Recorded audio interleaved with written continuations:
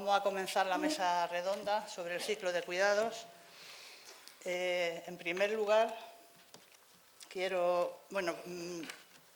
antes de eso, me falta Joan Carles March, que es que tenía otra cosa, una conferencia esa internacional que va a llegar un pelín, pero en fin, que viene ahora, ¿vale? Es la persona que falta en la mesa. En primer lugar, quiero agradeceros a todas las personas asistentes y a las personas que han participado en este ciclo, vuestro interés y vuestra participación en el mismo, así como a la Diputación de Granada por facilitarnos este estupendo local y al personal que nos está atendiendo magníficamente, el personal de la Diputación. Y como no puede ser de otra manera, a estas estupendas ponentes que de manera altruista colaboran en esta mesa y en todo el ciclo, colaboran para que este ciclo haya sido posible. Yo solamente voy a hacer una pequeña introducción y luego ya le voy a dar el paso a las diferentes ponentes. Primero hablar de cuando hablamos de cuidados, ¿de qué estamos hablando? Los cuidados son todas aquellas actividades imprescindibles para el sostenimiento de la vida y que sostienen nuestra sociedad. Por ahora no tienen el reconocimiento social que se merecen y siempre han estado precarizados y sostenidos por millones de mujeres de forma invisible y precaria. Este tema lo planteamos porque es necesario hablar de cuidados, porque es necesario reconocerlos, reducirlos y redistribuirlos. El trabajo de cuidados para alcanzar modelos de cuidados responsables no solamente entre mujeres y hombres, sino entre el Estado, el mercado, la comunidad y los hogares. Para definir el título de la mesa redonda es hacia un sistema público integrado de cuidados. Se trataría, con este título lo que haremos se refiere al conjunto de políticas públicas encaminadas a concretar una nueva organización social orientada a cuidar, asistir y apoyar a las personas que lo requieran. Los cuidados son importantes porque garantizan el derecho a una vida plena, una vida digna, tanto de la perspectiva de la persona que recibe los cuidados como de la persona que los proporciona. Cuando hablamos de cuidado, hasta ahora los tenemos que relacionar con lo que se ha dado en llamar el estado del bienestar. Las políticas de desarrollo del estado de bienestar se empezaron en Europa después de la Segunda Guerra Mundial y según los países han ido creciendo a diferentes ritmos y con diferentes modelos y velocidades. En España, sin embargo, por las circunstancias políticas que teníamos, pues hasta que no entró España en la Unión Europea, no se empezaron a desarrollar estas políticas en el año 86. Los pilares del estado del bienestar, estamos hablando del sistema sanitario, el sistema educativo, los servicios sociales y la seguridad social, con todo el conjunto de prestaciones que eso conlleva. Este tema, como veis, es un tema muy amplio, se han abordado ya algunos aspectos en las conferencias anteriores y no pretendemos abarcarlo ni agotarlo en esta tanda, en este ciclo. La idea es continuarlo, vamos a la idea del Ateneo y de la sección de feminismo, continuarlo en próximos años. Porque es un tema, estamos hablando de plantear un nuevo paradigma, un nuevo modelo de organización de la sociedad y eso implica muchos aspectos para debatir y para pensar sobre ellos. Hoy vamos a considerar solo algunos aspectos de este tema y algunos ejemplos de buenas prácticas. Como os he dicho, en relación con esos pilares del estado del bienestar, pues la exposición va a haber 3 personas que van a hablar de temas relacionados con el sistema educativo, otra persona que es Esther, que va a hablar del sistema de servicios sociales y dependencia y luego del sistema sanitario. Hay una serie de aspectos que no los vamos a tratar, todo lo relacionado con la seguridad social y las prestaciones, porque eso implicará en otro momento analizar qué políticas desde esa perspectiva se plantean. Ahora os presento a las ponentes. Mercedes Blasi, que la tenemos aquí a la derecha. Cada una de las ponentes en la parte como tenemos el tiempo muy limitado, voy a presentarla a ella. Arriba he puesto una frase en relación con alguna relación de lo que va a hablar cada una de las personas. Mercedes Blasi es licenciada en Filosofía y Ciencias de la Educación, sección de Pedagogía. Ha sido pedagoga de la Fundación Granada Educa desde el año 1984. Ha sido codirectora durante más de 10 años de la revista Infancia 06 de la Asociación Rosa Sensat y es colaboradora habitual en acciones formativas, instituciones y movimientos de renovación pedagógica. Y ha sido uno de los pilares importantes de que primero el patronato y luego la Fundación Granada Educa haya desarrollado el proyecto durante todos estos años anteriores. Isabel Romero, la tengo aquí a mi izquierda, ella principalmente viene como representante de las familias, es licenciada en Derecho, abogada en ejercicio especializada en violencia de género y derecho penal, cooperante internacional en proyectos de la Casa de Coco en Madagascar, presidenta de la plataforma SIR 06 Granada y representante de las familias en el Consejo de Patronos y en la Comisión Ejecutiva de la Fundación Granada Educa. Carmen Franco, la tengo aquí a mi derecha, ella viene de Elche, es licenciada también en Filosofía, sección de Pedagogía, especialista en Psicología Infantil y de la Adolescencia, ha sido orientadora familiar durante 25 años en la Concejalía de Educación del Ayuntamiento de Elche y ha sido la persona que ha diseñado, organizado y realizado el programa de educación preventiva Escuela para Madres y para Padres y Madres, que aquí hay una errata. Ha sido también directora coordinadora pedagógica de la Escuela Infantiles Municipales de Elche. Ella nos va a hablar de ese proyecto precisamente. Esther Aguilera es licenciada también en Psicología y Pedagogía. Desde el 1992 ha desarrollado su trabajo en el Servicio de Protección de Menores de la Junta de Andalucía. Ha sido coordinadora del área de Familia, Bienestar Social, Igualdad, Educación y Juventud del Ayuntamiento de Granada durante 5 años, me parece. Actualmente está como asesora técnica de la Delegación de Educación de la Junta de Andalucía y ha desarrollado actividades formativas en el ámbito de la protección a la infancia para diversos ayuntamientos, instituciones, colegios profesionales, entidades sociales. Leire Hidalgo, la tenemos por aquí, es licenciada en Psicología también, especialista en Psicología Clínica, es experta en intervenciones psicoterapéuticas y especialista en Psicología Integradora.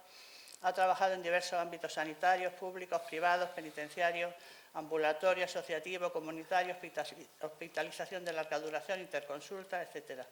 También ha trabajado en la docencia, colaboradora de la Escuela Andaluza de Salud Pública. Trabaja como especialista en Psicología Clínica en el Hospital San Cecilio de Granada.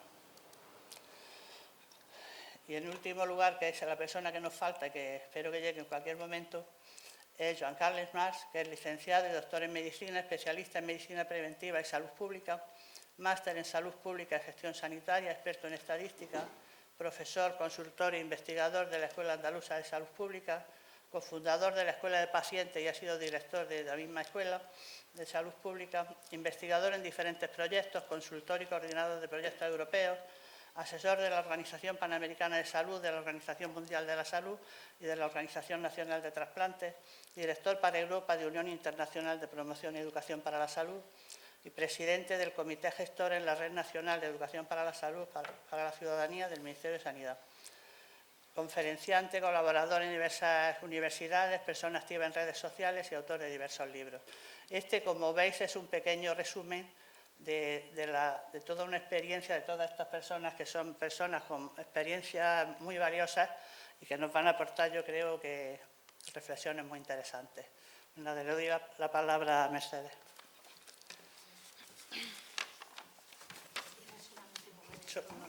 Solo mover. Buenas tardes. Muchas gracias por estar ahí. Porque una de las cosas que pensaba con lo de que también era por Zoom, digo, tú llegas a la sala y te ves la sala vacía. No, la verdad que es bastante más agradable mirar y encontrarse con personas en las que después podamos tener algún tipo de interlocución y de diálogo. En cualquier caso, estaba diciendo que me resulta complejo hablar de educación y cuidados así en versión amplia. Me voy a atrever solamente a... bueno, la experiencia que yo tengo es de trabajar en infantil, o sea, en trabajar en 06. Entonces, no puedo pretender hacer un análisis complejo del sistema educativo, sino simplemente pensar desde la realidad que conozco, que es la población de la primera infancia, de los primeros años, plantear qué puede significar una pedagogía de los cuidados o políticas públicas, que sería el referente que se plantea en el título, políticas públicas que tuviesen en cuenta los cuidados. Para empezar, me gustaría empezar planteando que la población con la que yo he trabajado siempre, con infancia, son los niños y niñas que cuando los humanos nacemos estamos en un estado muy vulnerable. Necesitamos siempre de otros para sobrevivir. Y esta indefensión que tenemos los humanos en nuestros primeros años de vida, que nos requiere de adultos que nos ayuden y que nos acompañen, significa que las estructuras o las instituciones que acogen a esa primera infancia tienen que ser instituciones que acojan, acompañen y sean hospitalarias, es decir, hospitalarias en el sentido de hospitalidad, de ser acogedores a esas nuevas ciudadanos que se incorporan a nuestro mundo. Y la escuela, la estructura de la escuela, va a ser esa estructura que va a ayudar a esa infancia a transitar desde el mundo de la familia al mundo social, y va a ser la estructura que acompaña a las familias a pasar desde lo que son procesos más cercanos, individuales, a procesos más complejos y grupales. Entonces, sería plantearnos desde un inicio entender que las escuelas, las instituciones escolares, han de ser instituciones que se encuadren dentro de espacios de hospitalidad, espacios que promuevan el acogimiento, que promuevan el bienestar y que promuevan el cuidado, porque son las estructuras que van a ayudar a hacer ese tránsito de acompañamiento en los procesos de crecimiento. La escuela, como primer lugar de incorporación a la comunidad, tiene que generar estructuras que acojan no solamente a los niños y a las niñas, sino a todas las personas que acompañan el crecimiento de esas criaturas. Luego las compañeras sé que van a hablar de manera especial del tema de familias.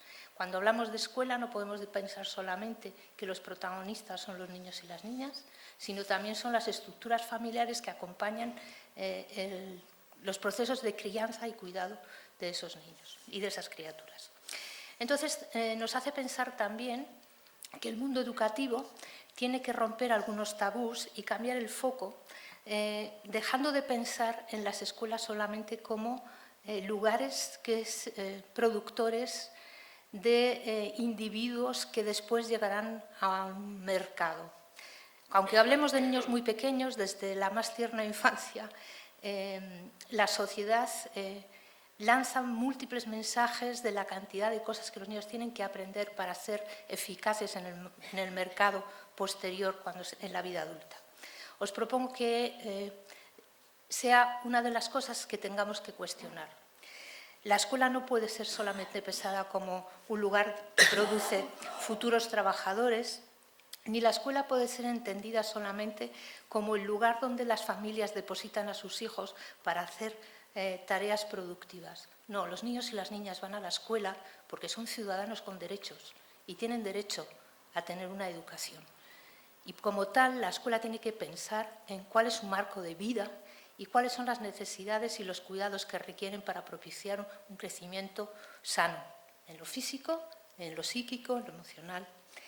Por lo tanto, supone organizar los procesos educativos de un modo que garantice la centralidad en la vida cotidiana, en la vida de los individuos que allí viven.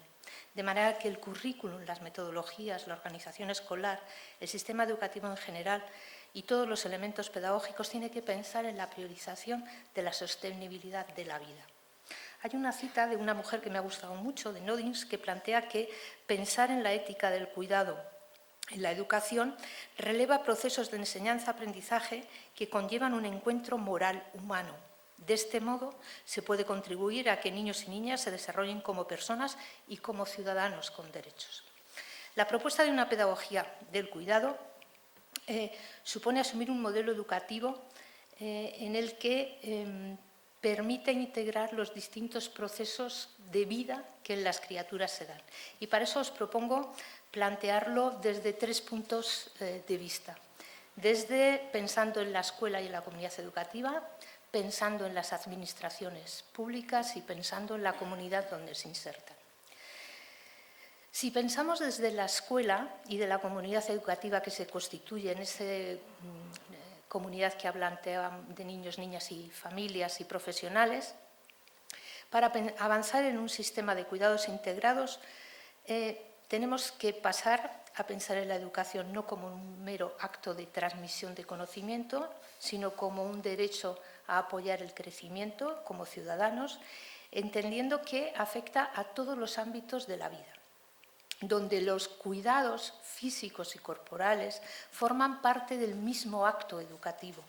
La escuela no puede dividir a los humanos entre lo físico, lo psíquico y lo emocional, sino que todo ello nos constituyen como seres globales. Eso me hace plantear que muchas veces cuando se habla de escuelas de primera infancia se plantea la falsa dicotomía entre un enfoque educativo o una perspectiva asistencial. Desde mi punto de vista es un error porque no existe diferencia entre educativo y asistencial. Todo lo que atañe a la vida de los niños y niñas es educativo. Eso significa que los cuidados físicos forman parte de las estructuras educativas y a lo largo de la vida, desde los más pequeñitos, desde los meses hasta que salimos del sistema educativo, necesitamos adultos que nos acompañen en la construcción de nuestros procesos de autonomía. Y la construcción de esos procesos de autonomía significa que tiene que haber adultos que sean conscientes de la importancia y que tienen los cuidados como elementos trascendentes para la construcción de nuestra identidad y que en la medida en que nos sintamos respetados y acompañados y el contexto se ajuste a las necesidades que tenemos, podremos trabajar desde una perspectiva que apoye nuestro crecimiento. Esto nos obliga a incorporar la escucha, el diálogo, la cooperación y los marcos relacionales en la comunidad educativa como los sistemas inevitables de crecimiento. Generalmente se sitúa a los centros de educación infantil, como decía antes, como subsidiarios de los padres y madres frente al mundo laboral. Tenemos que pensar que entender que el cuidado y la educación de los más pequeños, sea en infantil o sea en primaria o sea en secundaria, es decir, cualquier institución educativa cumple una función social que no asistencial, desde mi punto de vista, podemos discutirlo. Es muy importante entender que la función social que cumple de acompañamiento y de acogida en los cuidados, tanto en infantil como en secundaria, que en secundaria los niños y niñas están en los centros y eso permite que sus familias puedan tener la cabeza colocada en otro sitio, significa entender que las instituciones educativas, dentro de la estructura propia de sus tareas fundamentales, cumplen una función social de contribuir a que la ciudadanía genere estructuras de acogida y cuidado para los más nobles, para los más jóvenes. Y eso forma parte que los cuidados tienen que formar parte de la estructura propia de las instituciones educativas. Por otro lado, compartir con las familias la educación y los cuidados hace entender que las escuelas no son solo un lugar de participación, sino que las familias han de buscar el compromiso en la construcción de comunidades educativas donde realmente puedan compartir sus dificultades y puedan encontrar en la escuela apoyo a las dificultades que encuentran en los cuidados y en las tareas de crianza. Ese sería un flash. Un minuto. Vale, me queda un minuto. Pues en este minuto las dos cosas más gordas que quiero decir son que los profesionales de la educación tienen una importante tarea en el cuidado, en el trabajo de cuidar, pero que para que un profesional pueda trabajar y cuidar significa que también tiene que ser cuidado. Y esto significa que las administraciones tienen que pensar en cómo cuidar a los cuidadores, que esto es el clásico, ¿no? Pero una de las cosas que pasa es que desde la administración pública educativa se desarrollan preámbulos y marcos legales donde se contempla el bienestar y los cuidados dentro de los preámbulos como algo normal. Pero resulta que después el foco se sitúa en las tasas de escolarización, olvidándose la calidad y la equidad como elementos imprescindibles de la inclusión. tenemos que luchar por la incoherencia entre los preámbulos y los desarrollos legales, porque hay algo, y en nuestra comunidad lo hemos visto claramente, los textos legales que han desarrollado las órdenes de organización y funcionamiento de los centros dificultan de manera seria poner y llevar adelante esos preámbulos y esos textos legales con grandes intenciones. Esas políticas educativas solamente tendrán éxito en la medida en que realmente existan marcos organizativos concretos que apoyen la realización de acciones que respeten a los individuos que ahí están. Otra cosa que me gustaría plantear desde las administraciones públicas es pensar que para que la escuela lleve adelante su tarea no solamente es desde la administración educativa autonómica, sino que las políticas municipales son soportes fundamentales para llevar adelante las tareas educativas, porque la escuela no es la única que desarrolla tareas educativas, sino que todo el concepto de ciudad educadora es algo que ya ha extendido y que sabemos que contribuyen a cuidar. Y eso significa que los presupuestos que las administraciones, tanto autonómicas como municipales, dedican a la educación es una manera muy clara de ver hasta qué punto piensan en los cuidados o no piensan en los cuidados. De manera que, por finalizar, saber cuidar se constituye en un aprendizaje fundamental dentro de los desafíos que tenemos como instituciones educativas. Por lo tanto, es trascendente cuidar, porque sin cuidados no podremos seguir adelante.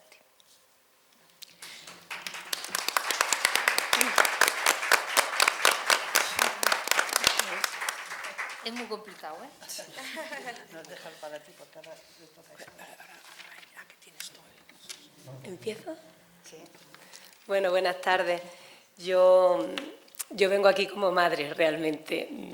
Me ha metido Mercedes en este embolado, que siempre lo hace, me lo está haciendo muy a menudo últimamente. Yo soy mamá de 4 niños y supongo que la maternidad me ha cambiado y me ha hecho ser consciente de muchas cuestiones que antes no me planteaba. Actualmente soy patrona representante de la familia de la Fundación Granada Educa, que imagino que aquí conocéis todas las escuelas infantiles municipales, y que yo siempre digo que son escuelas de niños, pero también escuelas de padres y de madres, y que nos cambian en nuestra visión del mundo y de la crianza. Y nos hacen ser ciudadanos mucho más partícipes de muchas cuestiones muy valiosas. Y en mi caso, pues es verdad que a mí la crianza me cambió y que tuve la suerte de toparme con estas escuelas y darme cuenta de las carencias que tiene ahora mismo nuestra sociedad en cuanto a la crianza de los niños y de la suerte que yo he tenido de encontrarme con unas escuelas de calidad. Como mamá, me gustaría sintetizar un poco las reivindicaciones que en cuestión de cuidado, quizás las más flagrantes, las que veo de mayor importancia, que nos encontramos las familias en la crianza de nuestros niños. Y quería indicar en este punto que, como he dicho, hasta que no soy madre no soy consciente de determinadas cuestiones que antes no me había planteado. Y creo que es importante, que lo estaba hablando antes con Esther, de la necesidad de que en las políticas públicas se tenga en cuenta a los colectivos que están implicados en esas decisiones, ¿no? A los que les van a afectar. A nosotros nos ha pasado, por ejemplo, con la Fundación Granada Educa, que hemos conseguido que tanto representantes de familias como de personas estén en los órganos de decisión, y creo que es mejorar las decisiones políticas. Bueno, pues en primer lugar a mí me gustaría poner en alza una contradicción que a las familias nos frustra mucho, que son las recomendaciones y las indicaciones que nos dan los facultativos cuando tenemos niños y niñas de cómo debería de ser esa crianza, qué es lo mejor para nuestros niños en cuestión de alimentación, en cuestión de apego, etcétera. Y esas recomendaciones luego no las podemos llevar a cabo porque tenemos un sistema laboral determinado y un sistema y unas políticas públicas que no acompañan esas recomendaciones. El ejemplo más claro puede ser el de la lactancia, por ejemplo, que la Organización Mundial de la Salud nos indica que nos recomienda una lactancia exclusiva durante 6 meses, posteriormente una lactancia complementaria y como mínimo 2 años de lactancia. Entonces, eso ninguna madre realmente lo puede ejercer con los permisos de maternidad que nos concede actualmente el sistema español, que son 4 meses más 4 semanas de lactancia. Nos encontramos realmente con que se nos están haciendo unas recomendaciones para lo más importante en este momento de nuestra vida, que es nuestro bebé, y que no podemos llevarlo a cabo porque el sistema laboral y las políticas públicas no están apoyando esas recomendaciones. Con lo cual es una frustración y es darnos cuenta de que efectivamente tenemos un índice de natalidad muy precario en estos momentos en España, pero es que el Estado, las políticas públicas no están apoyando esas circunstancias. En este punto me gustaría hacer un inciso con que recientemente se han ampliado los permisos de paternidad, se han igualado con los de maternidad, pero en mi opinión hay una reivindicación mucho más antigua y también de gran importancia, que es que el hombre y la mujer tienen diferencias y fundamentalmente es que la mujer es la que sufre el embarazo o la que disfruta el embarazo, la que tiene el parto, el puerperio, el trastorno hormonal, la lactancia, y llevamos mucho tiempo reivindicando un aumento, una prolongación de esos permisos de maternidad, porque si no se está dejando desprotegida a ese colectivo de mujeres, de madres y también a la infancia. Tengo que insistir en que entiendo que es necesario igualar los permisos de paternidad con los de maternidad para no discriminar a la mujer en el mercado laboral, pero que es necesario ampliar esos permisos y que no se pueden los políticos escudar en que es una cuestión económica, porque nosotras, por ejemplo, en el presupuesto del Ayuntamiento de Granada vemos que no es una cuestión de presupuesto, es una cuestión de prioridades. Hay dinero, la cuestión es en qué se invierte ese dinero. En segundo lugar, me gustaría incidir en que la familia, dada la situación en la que nos encontramos, que no tenemos políticas públicas que nos habiliten para hacer una crianza más larga, presente con nuestros hijos, que tenemos que conciliar a los 4 o 5 meses y ponernos a trabajar, las familias echan en falta una alternativa a esa conciliación pública y de calidad. Ya ha hablado Mercedes de la escuela infantil y, bueno, hasta hace relativamente poco los centros de educación infantil se llamaban guardería porque a los niños se los guardaban mientras los padres y las madres estaban trabajando. Afortunadamente eso está evolucionando, pero seguimos encontrándonos con que el sistema educativo público muchas veces no nos da garantías de que nuestros niños están en las mejores manos. Yo insisto que he sido una afortunada de mi familia, mis niños, los 4 niños han disfrutado de una escuela donde se ha respetado su hito evolutivo, donde esas escuelas se han convertido en una prolongación de nuestra casa, las familias entrábamos hasta el aula. Ya digo, han sido escuelas de niños y de niñas y de padres y madres y nos han mejorado en muchos niveles. Esas escuelas, estas escuelas infantiles que tenemos en Granada, que son reconocidas a nivel nacional, internacional, que vienen más de 800 profesionales a verlas cada año, no son apoyadas por las instituciones públicas. Son municipales, pero el Ayuntamiento de Granada las ha atacado en muchas ocasiones, y de ahí la constitución de la plataforma 606 Granada y muchos movimientos sociales en pro de la defensa de estas escuelas. El Ayuntamiento dice que no es competencia suya propia y que además cuestan mucho dinero, porque es que la educación de calidad cuesta dinero. Y la Junta de Andalucía, que sería su competencia, dice que no es el modelo educativo que ellos propugnan. Y yo siempre pongo un ejemplo que entiendo que es clarividente entre el sistema que propugna la Junta de Andalucía y estas escuelas, que son, nosotros decimos que son la aldea gala, porque quedamos solamente estas 4 escuelas en España, aunque en otras muchas escuelas se hace una educación de calidad. Pero estas, que son unas escuelas de etapa infantil completa de los 0 a los 6 años, somos las únicas que quedamos. En el sistema que propone, que proyecta la Junta de Andalucía, por ejemplo, sabéis que el segundo ciclo de infantil se incorpora a los colegios de primaria, y niños de 2 y 3 años se tienen que incorporar con control de esfínteres, porque obligatorio, porque las profesoras, los profesores tienen una ratio de 25 alumnos y no pueden cambiarle el pañal a ese niño o a esa niña que no controla esfínteres, cuando eso es un desarrollo madurativo que no se puede forzar.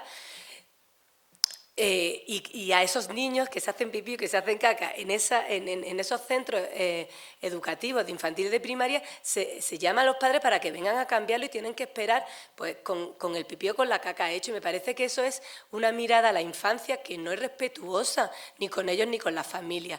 Eso no ocurre en estas escuelas municipales infantiles y las familias echamos en falta esas escuelas de calidad. Ya no con un proyecto pedagógico que no sean solamente asistenciales, todo lo que ha contado Mercedes, pero se dan en otras situaciones también, por ejemplo, los comedores escolares. La alimentación es fundamental en el crecimiento de los niños y la Junta de Andalucía ha apostado por quitar todas las cocinas in situ y poner catering, por cuestiones, entendemos, únicamente económicas. En el colegio de mi hijo, que es el público, en el José Hurtado, que está aquí en Calle Molino, hay un catering, aunque tiene instalaciones de cocina propia, y las familias han creado hasta 2 comedores aledaños al centro de comida ecológica, de cercanía, de temporada, y que aún pagando un arrendamiento de un local que no lo hace el catering, tiene el mismo precio la cuota del comedor, con lo cual estamos acreditando que es posible una alimentación mejor y al mismo precio. ¿Y quién es el que se está lucrando con esos catering y por qué esa decisión política que va en contra de la salud de nuestros niños y niñas, que al final van a ser ciudadanos y que son al final políticas cortoplacistas porque no están teniendo en cuenta que al final va a repercutir en la salud y en nuestra sanidad pública? Vale, pues y otra cuestión también es la conciliación laboral, ¿no? Conciliación familiar que se está haciendo, se está llevando a cabo en muchos casos ampliando los horarios lectivos de los niños. En Granada ahora hay una propuesta estrella del Ayuntamiento que es las ludotecas de 4 a 8 de la tarde gratuitas, públicas y gratuitas, con lo que al final, en vez de haber recursos para que las familias estén con sus hijos, que son con quien tienen que estar en los horarios de tarde, al final se amplía para que puedan producir y generar, se amplían los horarios lectivos de los niños en una etapa en la que lo que deberían de hacer es estar jugando fuera. Por último, y ya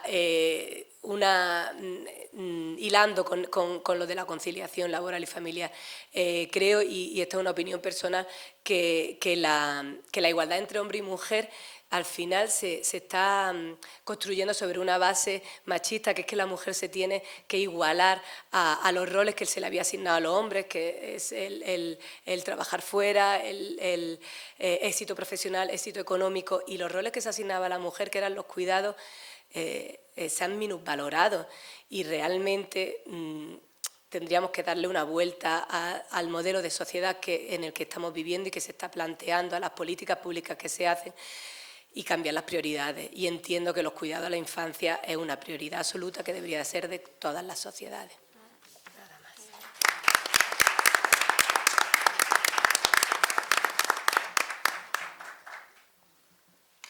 A continuación empieza Carmen y nos va a contar el proyecto que ha desarrollado durante muchos años en Elche. Bueno, buenas tardes a todos y a todas. Muchas gracias a la organización por haberme invitado a participar en estas jornadas. Y quiero felicitar también a la organización porque me parece que es muy positivo y necesario cuidar a la familia para humanizar la sociedad. Para ajustarme al tiempo asignado, que me resulta tremendamente complejo, después de 40 años de trabajo, voy a leer mi intervención.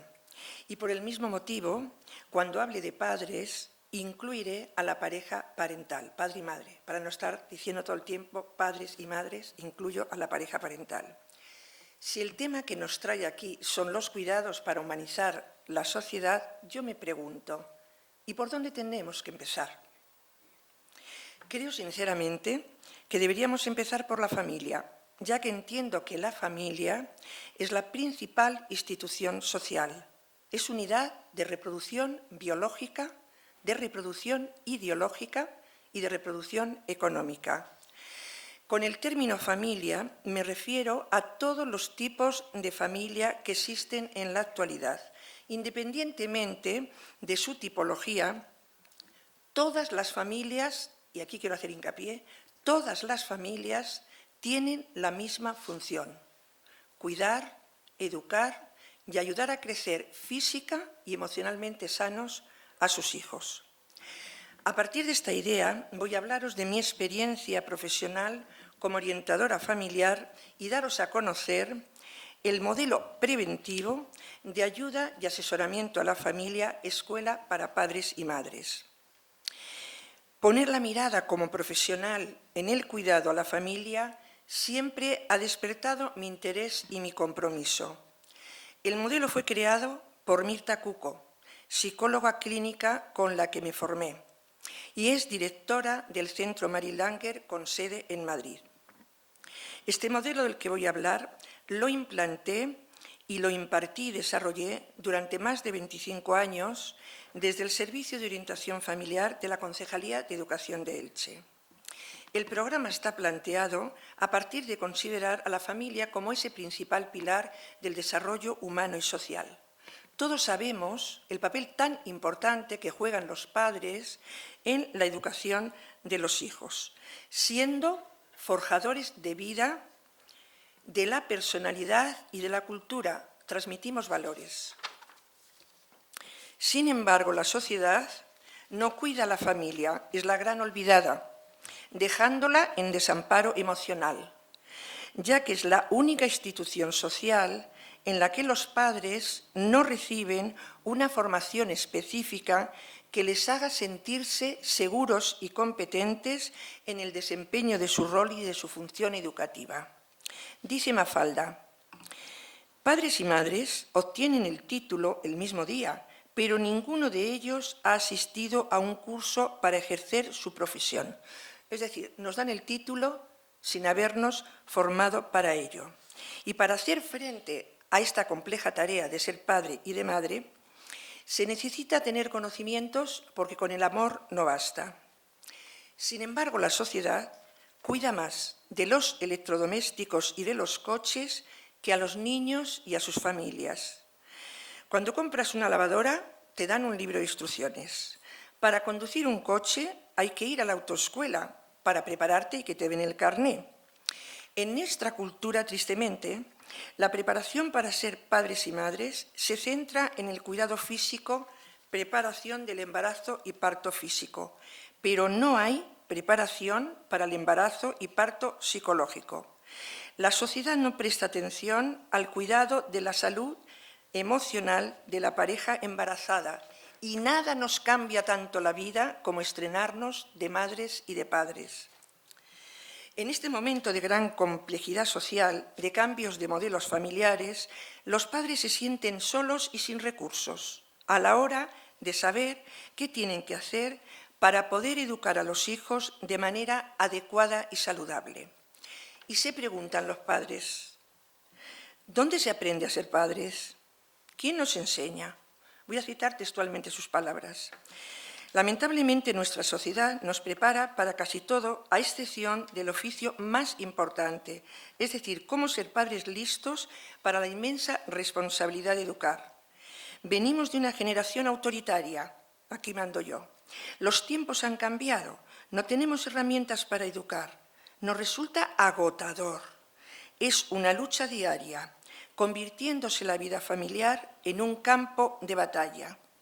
Tenemos que repetir 30 veces las cosas, perdemos los nervios y acabamos muchos días chillando y enfadados. Y no nos gusta terminar así. Hay momentos en que sientes que no lo haces bien y te sientes muy culpable. Es muy difícil ser padres y nadie nos ha enseñado, cuando debería ser obligatorio para que sepamos educar a nuestros hijos. El niño no viene con el libro de instrucciones bajo el brazo. Estos comentarios de los padres denuncian la soledad en la que se encuentran en el día a día a la hora de educar a los hijos de manera saludable y disfrutar de ellos. Se disfruta muy poco de los hijos y de la pareja. Hay muy poco tiempo para estar con los hijos. Ser padres es el oficio más hermoso y creativo, pero también es el más complejo y sufrido. Además de no tener conocimientos para desempeñar este rol, su función educativa, no hay conciliación, como decía Isabel. No hay conciliación entre la vida laboral y familiar, sintiéndose los padres y madres estresados, ansiosos y culpables. Ahora paso a hablaros de cómo surgió el modelo y en sus características cómo surgió en Elche. Los padres, a través de las AMPAs, pidieron ayuda a la Concejalía de Educación, que, sensible a la demanda, creó el Servicio de Orientación Familiar y puso en marcha las escuelas para padres y madres. Nació por la demanda y se ha mantenido más de 25 años por la demanda. El programa es uno de los abordajes preventivos de actuación en el área de intervención comunitaria familiar, para que la batalla cotidiana en la que se ha convertido ser padres hoy se transforme en fuente de gratificación y bienestar familiar y social. No es ni el mejor ni el único. Lo rescato por los resultados obtenidos fruto de muchos años y por la acción multiplicadora, ya que los padres que lo han realizado a la vez sirven como transmisión y motivación para otros padres. Con este modelo y desde la mirada de la prevención, que habría más que prevenir que lamentar, durante más de 2 décadas he acompañado a más de 15.000 familias a mejorar sus vidas. La Escuela de Padres es un espacio de formación, reflexión, desde la soledad al acompañamiento, donde se aprende en grupo de forma útil y divertida el rol de padres y su función, como educar, cuidar y ayudar a crecer a los hijos y a las hijas con salud física y emocional, como teniendo criterios y así prevenir problemas emocionales en la infancia y en la adolescencia. Va dirigido a la madre y al padre, a la pareja parental, ya que ambos tienen la misma responsabilidad, la misma, porque los hijos necesitan al padre y a la madre, de cuidar, educar y ayudar a crecer en corresponsabilidad. Son grupos de 30 personas que nos reuníamos un día a la semana, 2 horas. El programa tenía una duración de 4 meses porque no son charlas sueltas y se realizaba en los colegios públicos de infantil primaria y en los institutos en secundaria. Con respecto a la metodología, una de las cosas importantes a destacar de este modelo tan importante, que es el trabajo en grupo, con una metodología participativa, útil y divertida, el grupo va aprendiendo la teoría haciendo teatro, role playing. En cuanto a los temas básicos que componen el programa, están seleccionados tras haber realizado un diagnóstico general de la dificultad de ser padres hoy, y son los que os voy a comentar. El primer tema es el gran tema nuclear. ¿Por dónde vamos a empezar? Pues por la familia, por ese pilar, que hoy está muy fragilizado. La familia, grupo familiar, es el tema medular, porque un niño no es una seta que crece en medio del campo. Un niño nace de un vínculo, de una relación, y todos hemos nacido en una familia, independientemente de las características. Y la familia hoy está malita, hay una gran crisis y un gran sufrimiento emocional. Hay dificultades que vamos analizando de este primer tema y que van a surgir el resto de los temas, que es detrás de un conflicto familiar hay un problema de comunicación en el grupo familiar. Entonces vamos al tema de la comunicación. Y voy dando pautas educativas, que no recetas, para mejorar la comunicación entre padres, hijos y la pareja, porque hay grandes discusiones entre los padres porque no se ponen de acuerdo, uno dice que sí, otro dice que no, se deteriora la relación de pareja y conlleva a muchos divorcios. Malestar para todos. El siguiente tema que trabajo es la autoridad. Hoy en día hay dificultades a la hora de construir un modelo de autoridad saludable, fluctuando entre la ausencia de autoridad, dicen los padres. No puedo con mi hijo, puede conmigo, siempre se sale con la suya, como si los hijos fueran nuestros amigos. El hijo lleva los pantalones del padre y el padre lleva los pantalones del niño, todo confundido. Padres infantilizados que cuando la situación ya se les va de las manos, pasan al autoritarismo, a los gritos, la amenaza, los castigos, el cachete. Y yo trato de darles unos criterios para ejercer la autoridad tan necesaria para ayudar a crecer, con un modelo que denomino autoridad amorosa, necesaria para educar y, como os decía, ayudar a crecer. Y desde la autoridad, si hay que ayudar a crecer, ¿dónde vamos? pues la mirada psicológica al proceso de crecer, vamos dando un paseo, caminando por las etapas evolutivas que marcan el desarrollo emocional y conducen a la formación de la identidad y la autonomía personal y social, desde el nacimiento hasta la adolescencia. A partir de estos temas se trata que los padres y las madres tengan las herramientas necesarias para que puedan manejarse mejor, funcionar de otra manera más saludable, pudiendo llevar a la práctica lo aprendido. En cuanto a la valoración, uno de los pilares del éxito del programa ha sido la coordinación interdisciplinar de trabajo en red. Desde el inicio hemos trabajado en coordinación los profesionales que nos ocupamos de educar, cuidar y ayudar a los niños, a los adolescentes y a sus familias. He trabajado con los equipos educativos de los colegios, con los equipos de los institutos, con los equipos base de servicios sociales, con profesionales del Centro de Salud Mental Infantil y Juvenil USMI, llegando incluso al sistema judicial, en el que el fiscal de menores de Alicante imponía a los padres asistir al curso. En cuanto a la eficacia del programa, paso a leeros el testimonio de uno de los grupos que en la reunión de evaluación expresaron de esta manera lo que habían aprendido, titulando su experiencia como Manual básico para ser padres. Ocúpate hoy. Ocúpate hoy para no preocuparte mañana. Termino con lo que los padres valoraron y evaluaron, ¿no? Y también una recomendación política. Es que, aunque me pase 2 minutos, es que es, bueno, todo es necesario, vaya, ¿no? Decían los padres, ocúpate hoy para no preocuparte mañana. En la Escuela de la Esperanza aprendimos a ser padres, ya que el padre y la madre no nace, se hace. Nos ha ayudado a quitarnos la culpa y a tranquilizarnos. No era ella sola la que tenía dudas y cometía fallos. Es común lo que tú crees individual. Ha sido un regalo para toda la familia. En casa hay más armonía, paciencia y comprensión. Nos ha resultado muy útil, ya que lo que hemos aprendido lo hemos llevado a la práctica y funciona. Aprendimos a cambiar los gritos por escuchar, las peleas por dialogar, los portazos por abrazar. Educar con amor es ganar. Aprendimos que ejercer la autoridad poniendo los límites a tiempo y con amor es una recompensa segura para el disfrute familiar. Y si la familia disfruta educando y ayudando a crecer, recuperando el placer de ser padres, estaremos creando una sociedad más madura. Estas son las palabras de los padres. Bueno, entonces que quiero resaltar lo importante que es cuidar a la familia y valorar más la maternidad y la paternidad. Es por esto que considero que debería ser una prioridad de los gobernantes y de las administraciones públicas invertir en la creación de servicios públicos de formación y orientación familiar para crear cultura del bienestar familiar y social. No deberíamos olvidar que cuidar a los padres y a las madres es ayudar al presente y al futuro de la humanidad, ya que los niños y niñas y adolescentes de hoy serán los hombres y mujeres del mañana. Nos queda un gran reto por delante.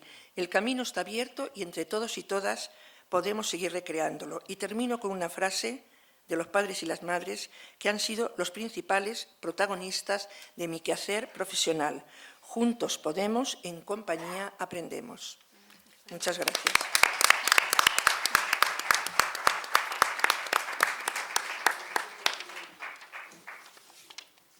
A continuación empieza Esther. Sí. Hola. Cambiamos a los temas de servicios sociales y dependencia. Muy bien. Bueno, buenas tardes. Antes que nada, dar las gracias al Ateneo y especialmente a la sección de feminismo por la organización de este ciclo tan interesante sobre los cuidados, que yo creo que nos afecta a todos de un modo u otro y creo que es importante reflexionar sobre ello, ¿no? Voy a hablar básicamente de la perspectiva del valor de los cuidados en la sociedad desde el punto de vista de los servicios sociales y de la dependencia. Es cierto que la preocupación por los cuidados ha sido una constante en la sociedad a lo largo de toda la historia, pero es verdad que el enfoque donde nos centramos pues, varía dependiendo del momento histórico en el que nos situemos, de los condicionantes económicos, sociales, políticos en el que estemos, ¿no? Realmente el siglo XX marca un punto de inflexión muy importante en el concepto de los cuidados, con el desarrollo del estado de bienestar que antes decía Lucía, ¿no? En muchas partes del mundo. Este modelo pues, busca garantizar un mínimo de protección social para toda la ciudadanía, incluyendo que puedan acceder a la salud, a los servicios sociales, a la educación. La creación de un sistema nacional de salud y servicios sociales es un paso importante en el tema de los cuidados, porque pasa la responsabilidad a lo público cuando siempre ha estado centrada básicamente en la familia, en la comunidad, en las redes informales, ¿no? Ya en el siglo XXI la preocupación por los cuidados continúa con un enfoque distinto, ¿no? Y evoluciona hacia el enfoque de la sostenibilidad. ¿Por qué? Porque el que se proporcionen cuidados a la sociedad actual que no comprometa el futuro de la sociedad futura, desde la calidad, porque se buscan unos servicios sociales, unos recursos comunitarios que realmente sean de calidad para las personas, que se atiendan con dignidad esas necesidades tan básicas, fundamentales que tienen, ¿no? Y también desde la equidad, porque tenemos población muy desfavorecida, con muchas desigualdades, a la cual tenemos que darle recursos específicos para que puedan acceder a los derechos que tiene toda la ciudadanía, a la igualdad. Y hay veces que tenemos que hacer ese trato diferenciado, especializado y atendiendo las circunstancias particulares de cada persona, de cada grupo social en el que nos encontramos. Surgen nuevas necesidades en esta evolución de la sociedad, el envejecimiento de la población, y ya conecto un poco con lo que es los servicios sociales y la dependencia, ¿no? ¿Por qué? Pues porque aumenta la edad de las personas, la esperanza de vida. A este aumento tenemos que considerar, bueno, pues que la discapacidad tiene un valor importante. Si nos ceñimos, por ejemplo, al número de discapacitados y discapacitadas que hay en España, aproximadamente son el 9% de la población. Pero si lo unimos con las personas mayores, nos damos cuenta que un 35% de las personas que son mayores de 65 años tienen una discapacidad, con lo cual son personas que van a necesitar más apoyo, más ayuda que en otros sectores de la población, ¿no? Por ejemplo, los avances de la medicina, pues las enfermedades se cronifican, las personas tienen más años, necesitan más apoyo. La medicina avanza, ¿no? Determinadas alteraciones congénitas, pues con determinados tratamientos están haciendo que la gente viva más años. Esas personas necesitan una mejor calidad de vida con los recursos necesarios. Las estructuras familiares han cambiado. Ya no es la mujer que se queda en la casa cuidando de los niños, ya la mujer trabaja hace ya muchos años, sale a la calle. Ya no puede cuidar a las personas mayores, ¿no? Es verdad que se ha producido una circunstancia, la mujer se incorpora al mundo del trabajo y otras mujeres han venido muchas veces extranjeras, inmigrantes, a hacer ese cuidado en las familias, ¿no? Sigue siendo el cuidado a las personas mayores o dependientes, está muy feminizado, son básicamente mujeres, ¿no? Sobre eso también tendríamos que reflexionar, ¿no? Pero es verdad que todo esto hace que haya menos apoyo informal de la comunidad, de la red de apoyo, y tienen que ser los servicios sociales, las entidades públicas, las que se preocupen por las personas que necesitan estos cuidados, ¿no? Ya la Constitución española, bueno, pues reconoce los derechos de la población más vulnerable, y quiero incidir en ello, las personas mayores y las personas con la dependencia, porque ya se considera que el Estado, que las administraciones públicas tienen que asumir esa protección, ¿no? El Estatuto de Autonomía en Andalucía asume las competencias exclusivas en materia de servicios sociales, luego se delegan otras a los servicios sociales de las corporaciones locales, pero sí que es verdad que los servicios sociales tienen un papel fundamental en velar por garantizar el acceso de todas las personas a todos los recursos comunitarios y al fin último, que es que puedan acceder a todos los derechos sociales, ¿no? Cada vez más las sociedades reclaman la justicia social como un derecho y no como un privilegio, y la atención a las personas especialmente vulnerables en situación de dependencia o personas mayores son uno de los retos que tienen que abordar las políticas sociales en nuestro país. Nuestras administraciones tienen que preocuparse y ocuparse de este reto, porque es lo más importante que tienen que hacer en este sector, porque son las personas más vulnerables las que tienen dificultades y muchas veces ellas ni siquiera son las que van a pedir ayuda, no pueden. Tenemos que ir hacia sus casas, a sus domicilios, a su gente más cercana y detectar estas situaciones tan tremendas que se producen, ¿no? Nosotros tenemos que fijar más que la Ley de Servicios Sociales en Andalucía del año 1988 hizo falta 28 años más para que se derogara esa ley y saliera otra, ¿no? En el año 2016, ¿no? Bueno, pues esa ley también en Andalucía vino cargada de promesas, incluso con unos periodos concretos en los que tenían que salir una serie de documentos que se regulan, algunos de los cuales todavía estamos esperando, ¿no? El cuidado como objeto del ámbito de las políticas sociales se trata de eso, de cuidar de aquellas personas que no pueden cuidarse a sí mismos. Y no estoy hablando solamente de cuidados básicos de actividades de la vida diaria, ¿no? Que también son importantes, como incluye el aseo, el dormir, el descanso, el abrigarse, sino que va más allá, hacia cuidados instrumentales, ¿no? Cómo manejar dinero, cómo usar el transporte, cómo administrar la medicación, tantos problemas que en el día a día tienen muchas de las personas con las que trabajan desde los servicios sociales, ¿no? Pero además es importante, tal y como dice Cristina Carrasco, ¿no? Doctora en Economía y reconocida feminista que ha investigado mucho la materia, ¿no? Que realmente el cuidado es universal y es inevitable, porque todas las personas en algún momento de nuestra vida vamos a necesitar este cuidado y todas las personas lo necesitan. Es evidente, ¿no? Cualquier niño desde que nace está al cuidado de su familia, ¿no? Como decían las compañeras del ámbito de vista de la educación, y las instituciones tienen que hacerse cargo, ¿no? Pero Protección de Menores también se ocupa de los niños muchas veces desde el día que nacen, porque están desprotegidos, porque viven situaciones de maltrato y desprotección. Ahí ya estamos hablando de cuidados profesionales desde la administración pública, que tiene que garantizar que ese niño o esa niña va a estar bien atendido. ¿Por quién? Pues por otros profesionales, que muchas veces van a ser familias de acogida con las que van a ir, y realmente se van a ocupar hasta que el niño pues vuelva con su familia, vaya en adopción o esté con una familia de acogida. Es responsabilidad de las administraciones públicas, nadie pone en duda que estos sean cuidados profesionales. Pues los servicios sociales van mucho más allá, porque tienen que detectar realmente cuáles son las necesidades de las personas más vulnerables y que más lo necesitan. Esto conlleva, efectivamente, que consideremos que la atención a estas personas es un bien público y, como tal, tiene que apostarse por él con la inversión necesaria y con la creencia que desde la política esto es necesario y tiene que hacerse. Como decía, antes es fundamental el trabajo que hacen los servicios sociales desde el punto de vista del diagnóstico de la situación. Normalmente las personas llegan a los servicios sociales a través del SIVA, los trabajadores sociales atienden normalmente las primeras demandas y hacen un diagnóstico para ver realmente qué necesidades tiene esa persona y qué recursos hay que poner a su disposición, dependiendo también de la red de apoyo familiar que tengan, que a veces ninguna. Y, lógicamente, esto conlleva un proceso complejo, que en muchos casos, como vamos a ver más adelante, no significa una prestación económica en un momento concreto, no. Conlleva una intervención completa a nivel comunitario, con una intervención individual familiar, porque son muchas las necesidades y las carencias que hay que cubrir en muchos casos.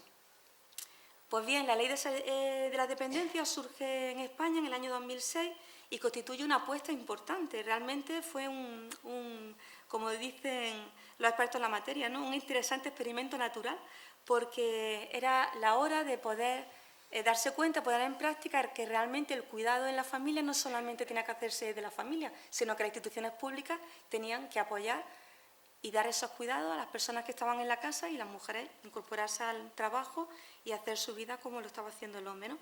Y realmente que se consideraba ya, como antes adelantaba Lucía, a los servicios sociales como un pilar fundamental y la dependencia del estado del bienestar. Pero realmente yo creo que eso en la práctica luego no ha sido así. El sistema sigue teniendo muchas carencias y muchas lagunas que veremos ahora un poquito más adelante, ¿no? Se planteaba en esa Ley de la Dependencia que había que crear en esta apuesta por los servicios sociales unos servicios sociales de garantía, de calidad, universales y de igualdad de oportunidades, ¿no?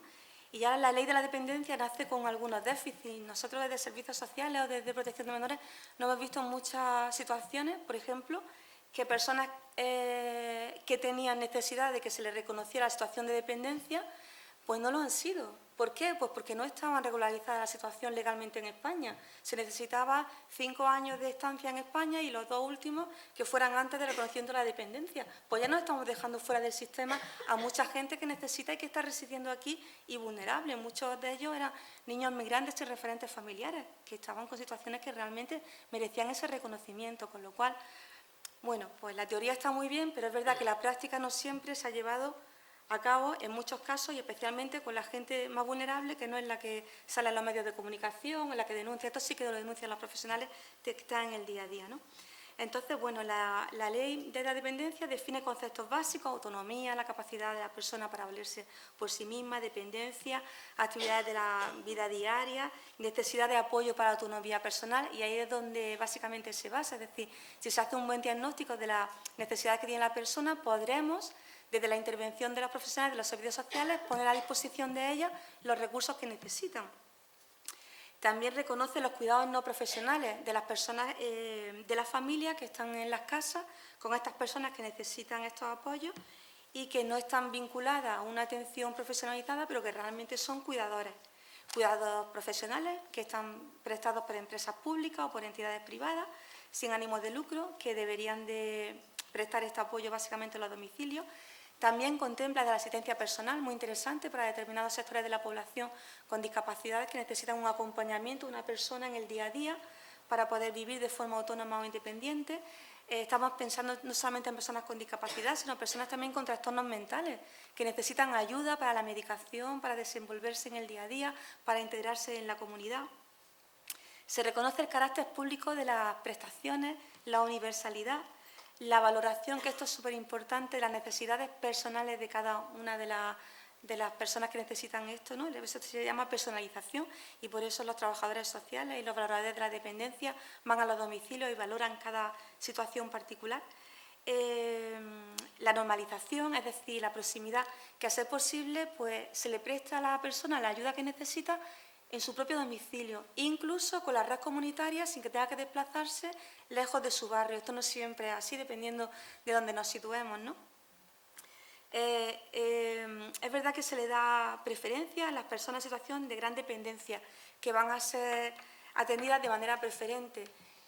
Esto es así, pero luego no siempre ocurre, ¿no? Me decía el otro día una compañera de servicios sociales que decía que tenía una persona mayor que tenía reconocida la dependencia, que ella había estado bien, pero ya había ido cumpliendo años, ya próximo a los 100 años, y ya tenía reconocimiento de dependencia y estaba en lista de espera por una residencia, llevaba 3 años, y le decía a ella, la trabajadora social, esta señora cuando se la den, pues ya no va a vivir porque tiene 100 años, ¿no? O sea, ¿cómo es posible que el sistema, aunque reconozca la ley, situaciones graves, no siempre se ponen los recursos en el momento y cuando las personas lo necesitan?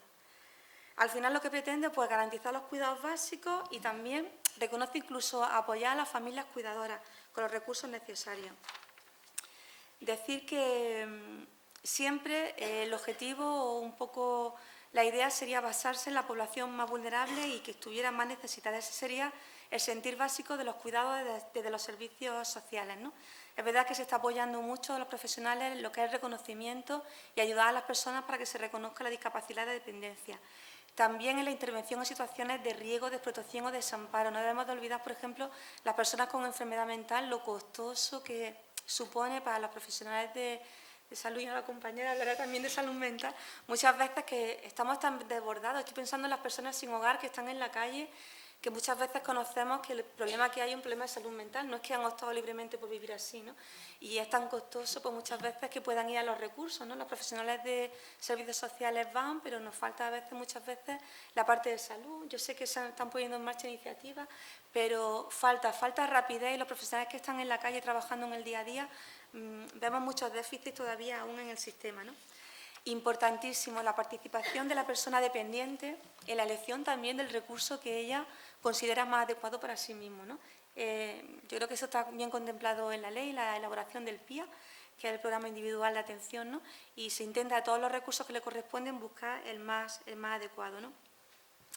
Es importantísimo también la coordinación interdisciplinar de los profesionales del ámbito de salud, de servicios sociales, de educación, dependiendo del ámbito en el que nos estemos centrando. En cada zona de trabajo social hay un centro de servicios sociales que presta la ayuda, la cercanía que las personas necesitan.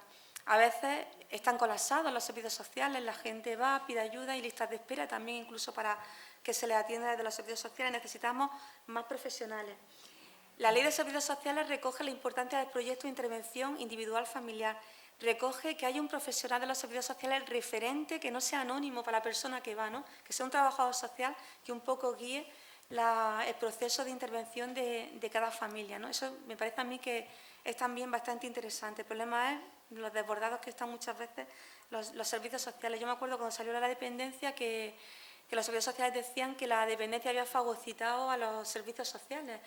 Es verdad, se pusieron en marcha recursos, pero no se pueden dejar de atender otras necesidades que hay en la familia y que no solamente son por los servicios, por la dependencia, ¿no? Bueno, pues eso sigue siendo también un problema, ¿no? Se ponen en marcha planes de choque, me consta a mis compañeros de la dependencia de la Junta de Andalucía, faltan valoradores para la dependencia, o sea que se está tardando 1 año y medio, 2 años en valorar a una persona para la dependencia. Es que la discapacidad, salvo los niños, ya va engranada por 2 años de retraso. Pues si no hay discapacidad, si no hay dependencia, no ponemos recursos en marcha, ¿no? Entonces se ponen en funcionamiento planes de choque insuficientes, porque la gente pues trabaja 6 meses y luego se va, no se puede continuar con estos profesionales. Bueno, pues muchos déficits que hacen que el sistema pues no funcione en muchos casos, ¿no? me resulta curioso, preparándome un poquillo la intervención de hoy, en protección de menores, ¿no?, que se había asumido la estrategia de los cuidados, incluso publicó en septiembre de 2023, la estrategia de los cuidados en la protección a los niños y las niñas en Andalucía, ¿no? Y me resultó interesante, ¿no? Desde que salió la ley de 2015 a nivel nacional de modificación del sistema de protección a la infancia y la autonómica en el año 2021, pues hay un interés en evitar que los niños del sistema de protección estén en los centros, porque todas las investigaciones demuestran que es mucho más favorable para un menor o una niña que esté en una familia de acogida, ¿no? Pero desgraciadamente no hay familias suficientes, ¿no? Entonces se crea esta estrategia de los cuidados para intentar poner en valor la figura de la familia, que también necesitan tener sus bajas a tiempo, necesitan sus apoyos también para poder trabajar y cuidar a los niños, ¿no? Pues me resultó interesante, ¿no? Porque también ya en el tema de protección a la infancia está cada vez más en la boca de todos, ¿no?, que tenemos que extremar el cuidado y la calidad que le estamos prestando. Luego también quería brevemente, ¿no?, y simplemente decir que los cuidados en los servicios sociales muchas veces, pues vamos a ir a los servicios sociales que me van a dar una ayuda económica o una prestación, ¿no?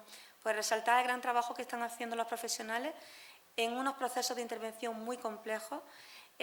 Por ejemplo, en el ámbito de la adopción de las medidas de protección, ellos trabajan mucho con la familia antes de proponer que un niño se retire de su núcleo familiar. Son situaciones familiares muy complicadas y ponen todos los recursos y todos los medios posibles para evitar que esto ocurra, ¿no? Estoy hablando del ámbito de protección a la infancia, pero puedo hablar del ámbito de la violencia de género contra la mujer, que de los recursos que se ponen en marcha, que también tienen que ser cualificados y capacitados para atender de forma conveniente las personas con problemas de toxicomanía. Hay unos recursos básicos que son comunitarios, pero luego también tenemos recursos especializados. La vía de entrada sobre situaciones de urgencia siempre es a través de los servicios sociales comunitarios, ¿no? En última instancia, ya sea de los servicios sociales especializados, desde los servicios sociales comunitarios, es toda la red de apoyo a las familias, no solamente, como decía Carmen antes, que me ha resultado súper interesante también su intervención, ¿no?, la intervención que se hace del ayuntamiento, lo considero fundamental. Y en este sentido, en el Ayuntamiento de Granada se hizo una iniciativa muy interesante por los psicólogos, ¿no?, de poner en valor el trabajo de los profesionales para apoyo a las familias que no son familias problemáticas, pero que también tienen necesidades y que necesitan esa ayuda.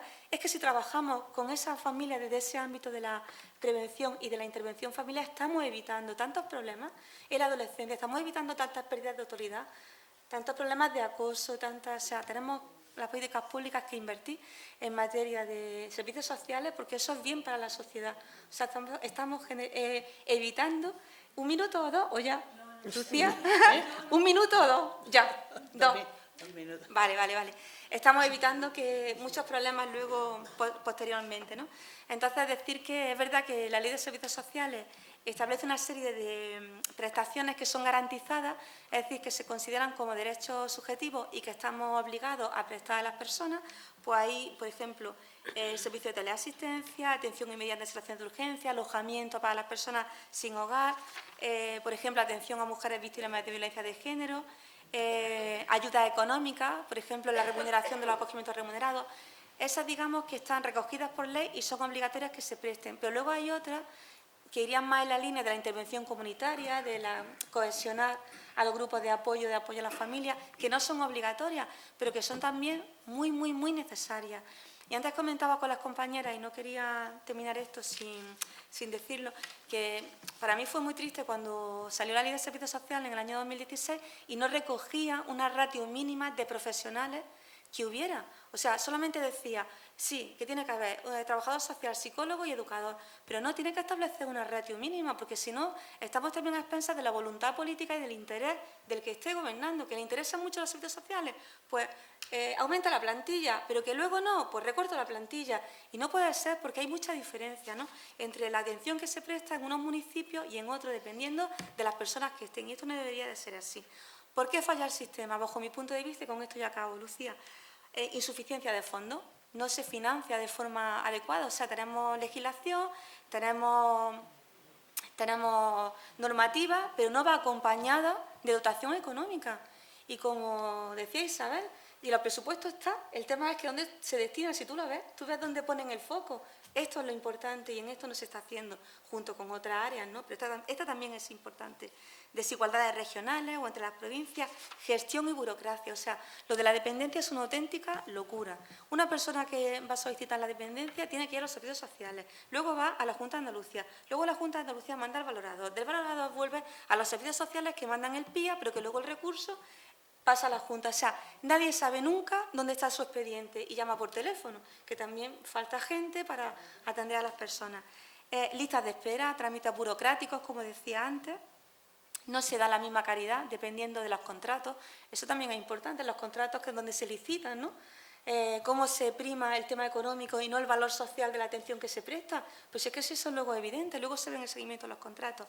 En fin, la importancia, yo con esto acabo, de incorporar la perspectiva de género en la intervención, porque hay que valorar la diferencia de atención y de cuidados que necesitan las mujeres también y los hombres, y también la importancia, que también lo dicen las compañeras, de apoyar a los cuidadores, a las personas, tanto profesionales y de la red de familia, que cuidan a las personas que lo necesitan. Y nada más.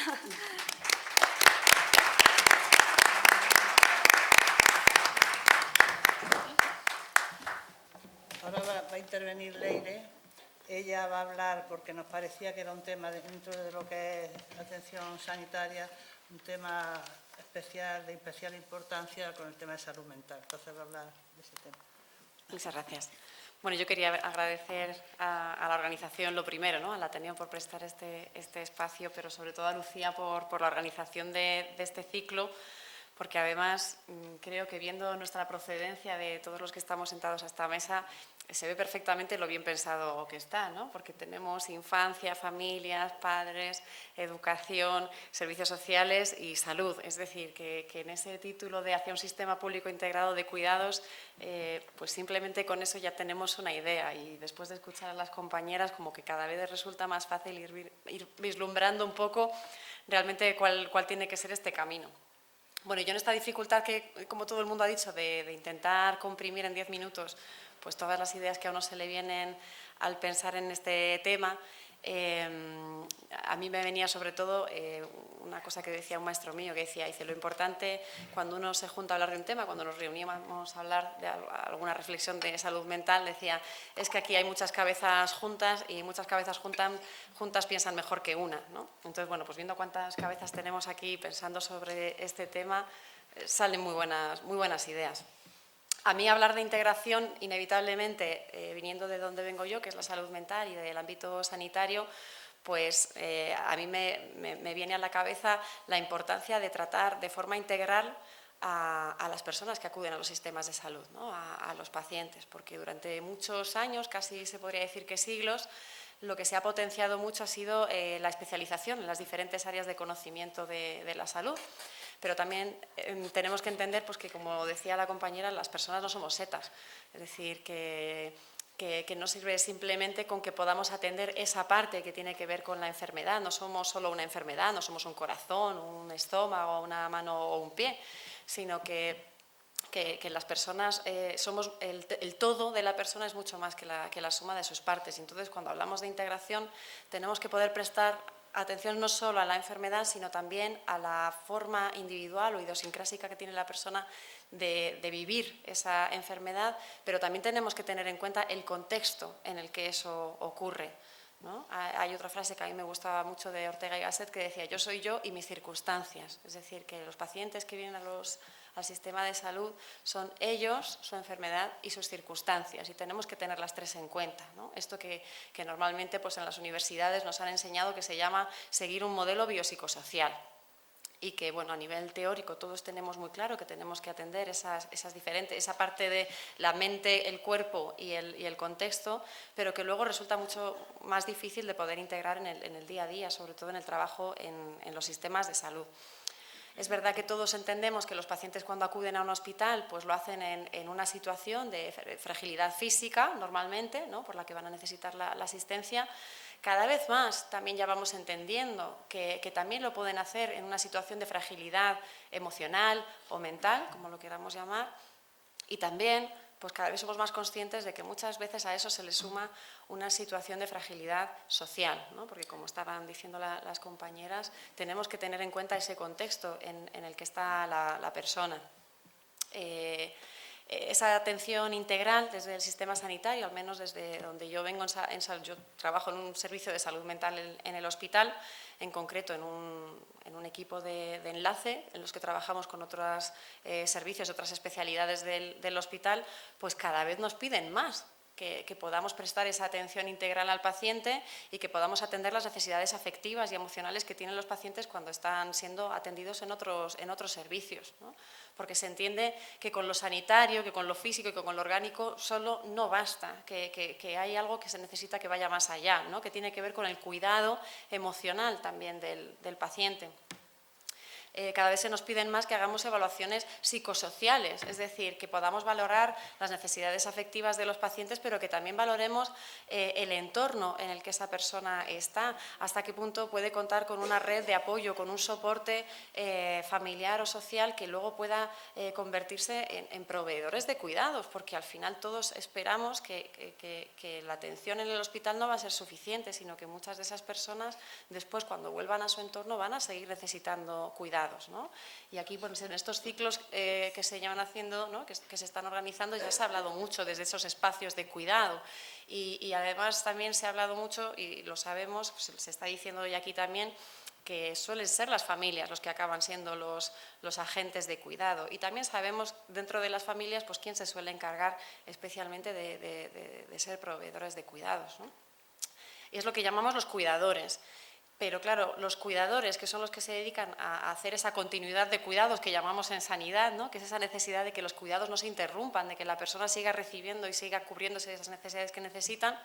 En la figura de esos cuidadores se nos olvida muchas veces que luego ellos mismos también se convierten en sujetos susceptibles de ser cuidados, ¿no? Y entonces lo que tenemos es una especie como de cadena de cuidados, ¿no? Desde los servicios sanitarios se empieza en lo más sanitario, sigue en el paciente, acaba en la familia y en el entorno más inmediato. Entonces, bueno, hay que ver un poco cómo se consigue el engranaje de los eslabones de esa cadena.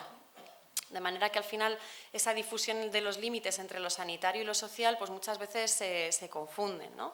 En salud mental esto también lo observamos en otro aspecto, y es que a veces a las consultas de psicología o de psiquiatría, ¿no? Las consultas que tenemos en salud mental, pues al final esa psiquiatrización, esa psicopatologización de los problemas sociales o de los problemas de la vida acaban llenando también las consultas. A día de hoy, que todos sabemos ya lo que es tener ansiedad, todos sabemos lo que es tener depresión, yo creo que también todos nos podemos hacer una idea de que no va a ser o no va a necesitar el mismo abordaje una persona que tenga ansiedad o que tenga depresión, pues por una serie de dificultades a lo largo de su vida, en la crianza, en la educación, conflictos interpersonales, existenciales, ¿no?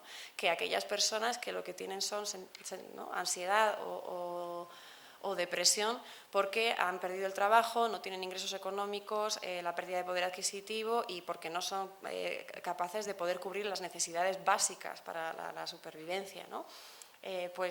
Evidentemente, poca respuesta a esas necesidades básicas vamos a poder dar a través de una consulta de psicoterapia o a través de una pastilla, ¿no? Es decir, nos vamos a quedar muy lejos de lo que realmente necesita esa persona si no tiramos de otros sectores o de servicios sociales o del sistema educativo para ver cómo podemos resolver eso, ¿no? Al final lo que vamos es al revés, casi que estigmatizando más a esa persona, colocándola en una especie de papel más pasivo de enfermo mental, como si el pensar que la situación social en la que se encuentra tuviera que ver con una enfermedad, ¿no? Como si fuera más fácil pensar que esto es una enfermedad y no que tenemos que replantearnos o cuestionarnos a lo mejor nuestro sistema de valores como sociedad, cuáles son nuestras prioridades y si no tenemos que cambiar quizás eso, ¿no?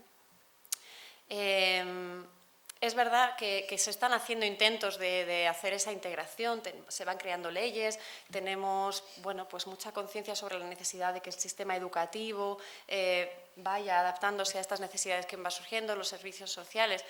Y bueno, nosotros también desde el entorno sanitario también se va intentando hacer esa integración, ¿no? Tenemos servicios que nos vamos integrando, por ejemplo, los servicios de adicciones que tradicionalmente aquí en Andalucía pues no han estado dentro del sistema sanitario, se está intentando integrarlo. ¿Por qué? Porque nos damos cuenta de que si no, las personas que acuden a esos servicios se les queda el tratamiento como cojo, ¿no? Yo, bueno, quiero ser optimista, quiero pensar que el hecho de que nos juntemos en espacios como este, donde se abre lugar a estas reflexiones, donde nos podemos parar a pensar sobre cuáles son las necesidades que vemos en nuestro sistema, nos permite mirar hacia adelante, ¿no? y replantear ciertos cambios. Y bueno, creo que desde el entorno sanitario, por ejemplo, se están intentando también dar esa atención más integral al paciente, donde ya no nos limitamos simplemente a curar una enfermedad. Se habla cada vez más de la humanización de cuidados en los hospitales, entendiendo que tiene que haber cuidados a las otras necesidades que tienen los pacientes y también que tiene su entorno. Cada vez abrimos más espacios de cuidado a la familia, abrimos más espacios de participación ciudadana, porque al final, ¿no?, necesitamos que las personas que se van a ver afectadas por nuestras intervenciones, efectivamente, las indicaciones que damos los facultativos, pues tienen que tener de alguna forma que poder haber tenido en cuenta las necesidades que tiene el paciente y sus familias. Cada vez tenemos más espacios también para poder atender las necesidades psicológicas o emocionales que tienen los pacientes del hospital, incluso los profesionales del hospital, ¿no? Entonces, bueno, yo quiero pensar que es verdad que nos queda un camino muy largo todavía por recorrer, porque bueno, todavía, por ejemplo, seguimos sin estar integrados los que estamos aquí en esta mesa, ¿no? Más allá de compartir ahora el espacio, pues seguimos un poco compartimentados, pero bueno, yo creo que es una buena cosa el que aquí nos escuchemos todo, porque es como tomamos conciencia de, oye, pues tenemos que hablar más, ¿no? Tenemos que hablar más. Y ya está, que yo soy positiva en este sentido y que doy la enhorabuena a todos los que estáis aquí.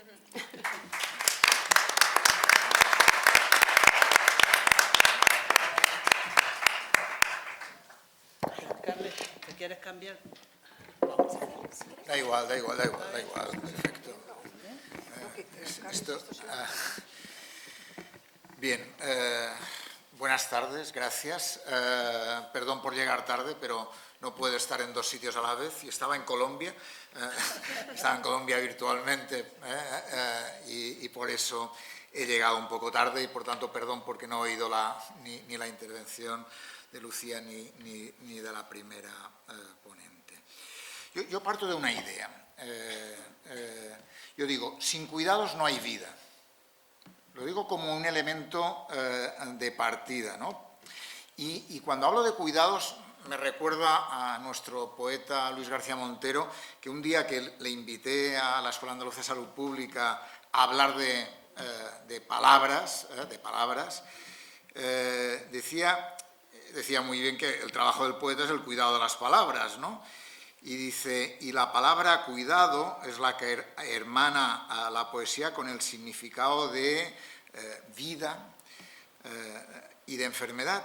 Dice, y todas esas palabras debemos articularlos con un hilo para desembocar en la palabra dignidad.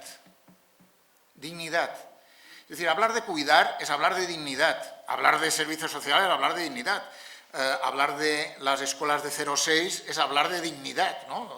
De quitarle la caca o el pi, es hablar de dignidad, ¿no? Y me parece que es un elemento, hablar de salud mental es hablar de dignidad, porque creo que la realidad, en un mundo tan complejo en el que vivimos, creo que hay algunas ideas que quiero poner sobre la mesa, algunas ideas sobre el cuidado que me parecen importantes, ¿no? Primero, cuidar es una necesidad que requiere respuestas de toda la sociedad, de toda la sociedad.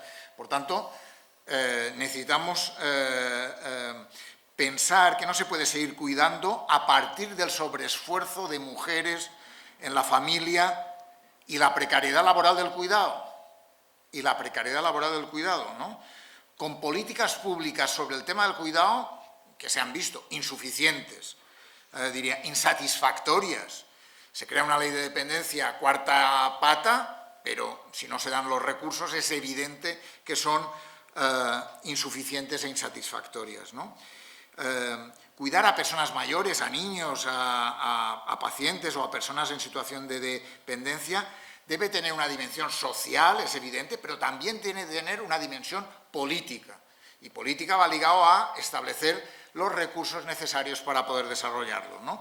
Y de alguna forma, si tenemos esa idea clara de que sin cuidados no hay vida, es evidente que necesitamos sociedades cuidadoras, ciudades Granada cuidadora, pueblos que cuiden, porque si no pensamos en esa perspectiva, es evidente que no vamos a cambiar, aunque nos juntemos en una reunión los diferentes sectores, ¿no? Yo creo que, además, cuando hablamos de cuidado, hay que hablar de desigualdades. Desigualdades de género, desigualdades de clase,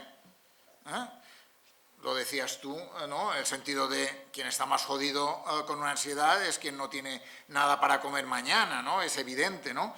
Y desigualdades de origen, elemento esencial, muy importante, ¿no?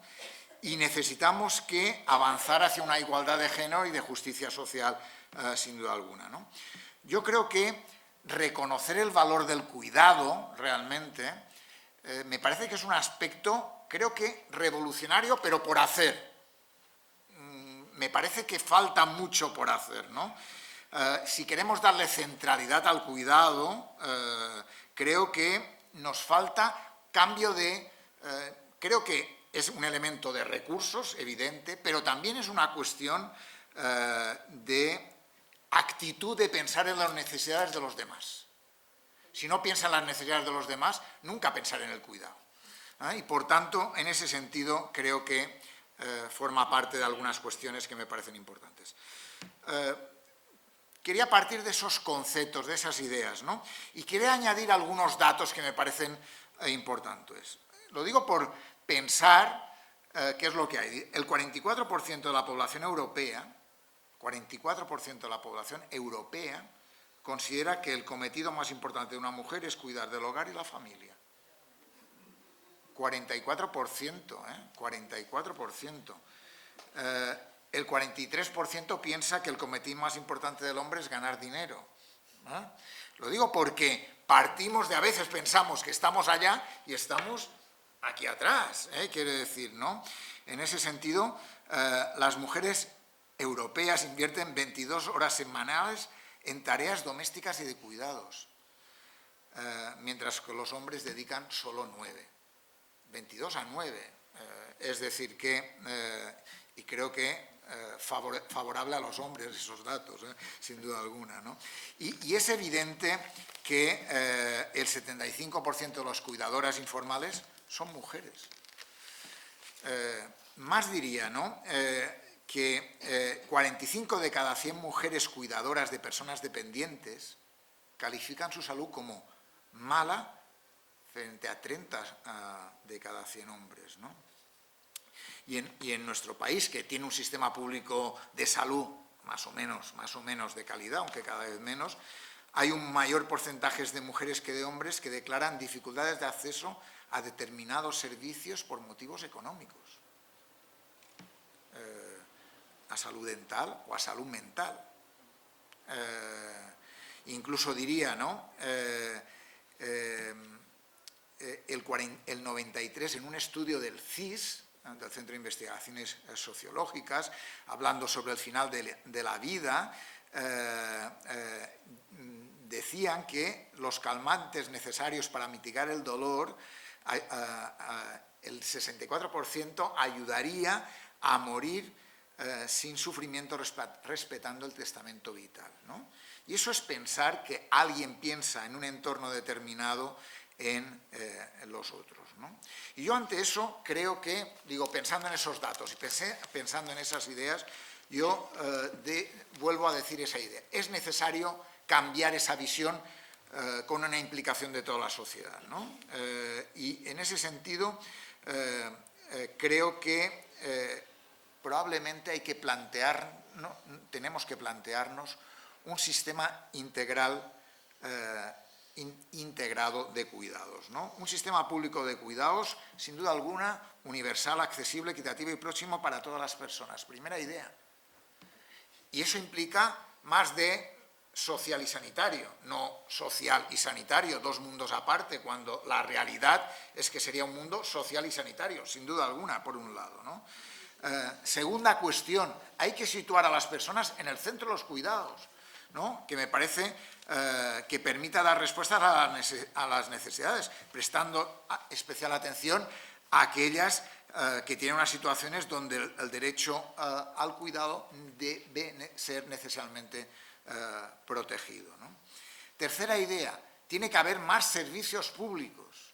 En un entorno donde vemos, donde se pasa a la sanidad privada miles de millones, en Andalucía, creo que necesitamos plantearnos más servicios públicos, más servicios a la dependencia, más servicios sociales, más servicios educativos. Sin duda alguna, no puede ser que lo de Granada en educación infantil sea un único lugar en el mundo, absurdo, y que algunos ayuntamientos cuando llegan se piensan a ver cómo puedo quitar de esto, ¿no? Cuando es evidente que plantean un elemento de mejora, sin duda alguna, como yo he vivido con mis hijos, en esas escuelas, ¿no? Hay que plantear también condiciones dignas para el trabajo de los cuidados. Para trabajar bien los cuidados, las personas tienen que tener trabajos dignos, condiciones dignas. Un ejemplo, residencias en tiempos de COVID. ¿Cómo son las condiciones de trabajo de las cuidadoras de las residencias en tiempos de COVID?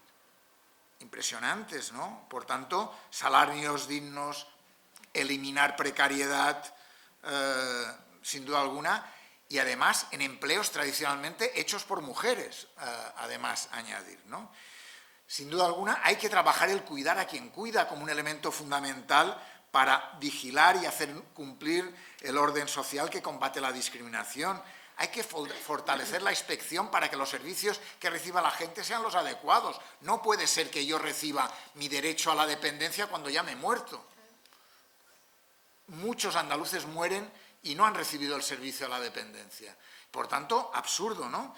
Y además hay que trabajar la posibilidad de ejercer derechos, ¿no? La clave del tema de los cuidados tiene que ser un derecho como un elemento fundamental. Y para eso hay que establecer algunos aspectos que me parece interesante poner encima de la mesa. Una red de diálogo de los cuidados, sobre los cuidados, con mesa de diferentes instituciones, diferentes colectivos, diferentes servicios. Mesa de diálogo para plantear qué tenemos que hacer entre todos. No qué hago yo y qué haces tú y cómo nos repartimos el melón. La clave es trabajar conjuntamente para buscar solución a los problemas. Segunda cuestión, es evidente que para trabajar mejor los cuidados, en esa idea de sin cuidados no hay vida, hay que aumentar el gasto. Lo digo así de claro, hay que aumentar el gasto e impulsar el proceso de convergencia con los países de la Unión Europea. Estamos muy lejos de una convergencia real del gasto en cuidados de países de la Unión Europea, ¿no?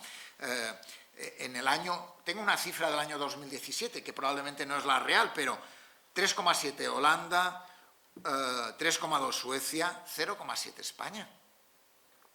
0,7 nos llevan más de 5 veces superiores al nuestro. Por tanto, mucho por hacer, ¿no?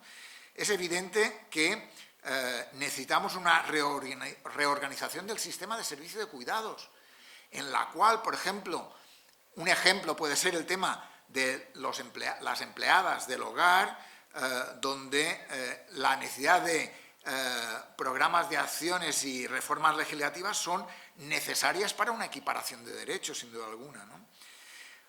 Una cuarta cuestión es la reorganización del sistema de servicios de cuidados, con un incremento de fondo estatal destinado a servicios sociales y específicamente al servicio de la atención a las personas dependientes, fundamental.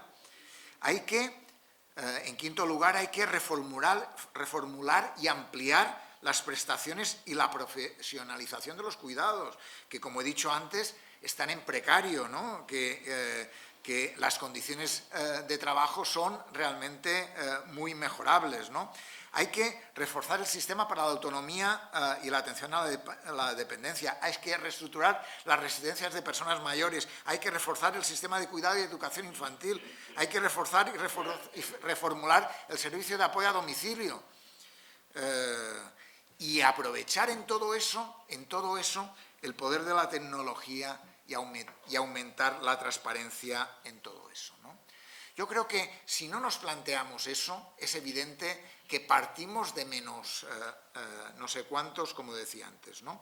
Y yo creo que en ese marco de cosas necesitamos un observatorio del cuidado, una incubadora de prácticas, de buenas prácticas en el cuidado, una ley de cuidados que ayude a plantear medidas que permitan trabajar mejor el tema de los cuidados, una ley de tiempos de cuidados, ¿no? Que me parece un elemento fundamental, y además debe haber políticas palanca o políticas para la transversalización, de tener una política transversal de los cuidados, políticas de cuidado, políticas de vivienda, políticas de extranjería, en un elemento donde las personas que cuidan a otras personas normalmente son extranjeras que lo hacen de forma muchas veces sin tener los papeles legalizados, política laboral, revisión de los temas de cuidado a los trabajadores, capacitación de los cuidadores y, sin duda alguna, con una perspectiva de que el cambio tiene que hacerse probablemente desde dentro, pero con una visión desde fuera, ¿no? Si pensamos que lo vamos a mejorar cada uno de nosotros, probablemente no vamos a mejorarlo. Creo que es necesario un proceso de cambio, porque vivimos en una sociedad de los intereses tiran, los problemas empujan, las palabras inician, los ejemplos inspiran y los planes motivan, pero es evidente que la realidad es que no mejoramos nuestra atención a los cuidados como debería hacerse, ¿no? Lo digo también desde la perspectiva, yo soy una persona del ámbito de la salud pública, he hecho una visión un poco transversal del tema de los cuidados, podría haberme ido que viendo la necesidad, ¿cuántas enfermeras faltan en el ámbito sanitario en España? ¿120.000? ¿170.000? ¿200.000? Lo digo porque muchas veces decimos, faltan 14.000 médicos, más o menos se dice que faltan. Faltan 170.000 enfermeras.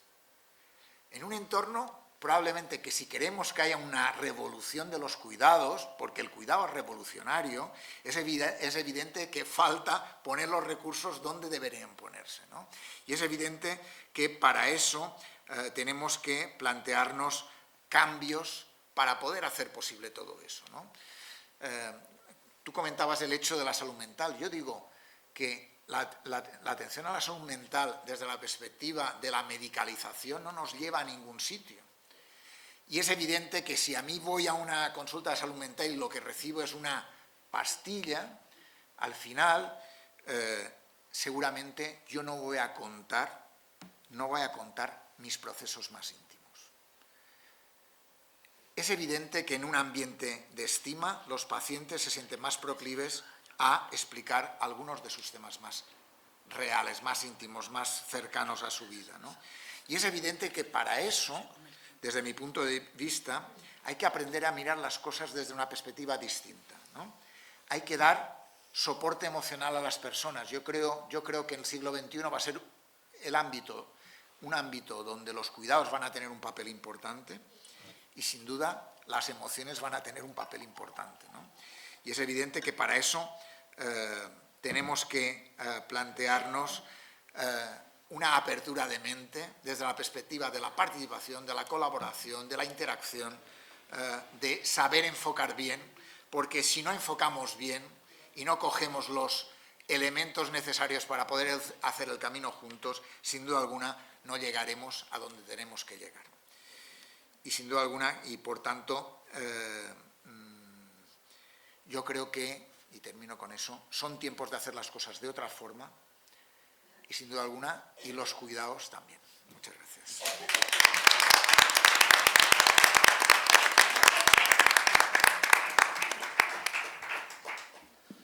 Muchísimas gracias a estas personas que han hecho un esfuerzo enorme para atenerse al tiempo previsto, porque a las 9, como sabéis, hay que dejar porque termina el personal de trabajar.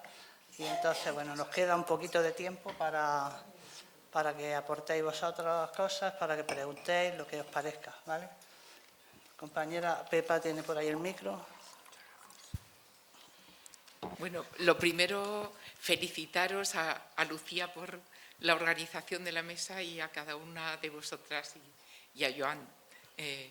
La verdad es que me ha parecido enormemente inspiradora, ¿no? Y que, digamos, aunque no dé soluciones en el sentido de cómo creamos un sistema integrado de cuidados, sí que, digamos, aporta muchas visiones para pensar en esa idea, ¿no? Cuando estuvimos trabajando en el ciclo de cuidados, partíamos de la base de que no queríamos mirar el cuidado desde una perspectiva asistencial, sino hacerlo, como lo habéis estado tratando, pensando en el cuidado como un eje articulador de la sociedad, ¿no? Bueno, a mí se me ocurren muchas cosas, pero hay una que sí que quería contrastar con vosotros, ¿no?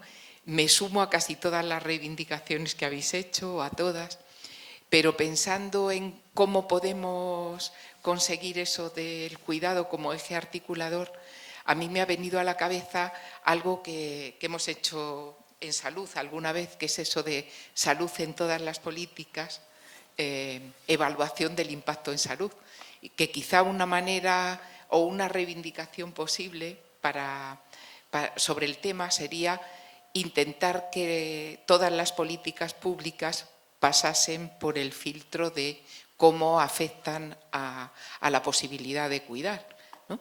Las políticas de vivienda, las políticas de salud, las políticas...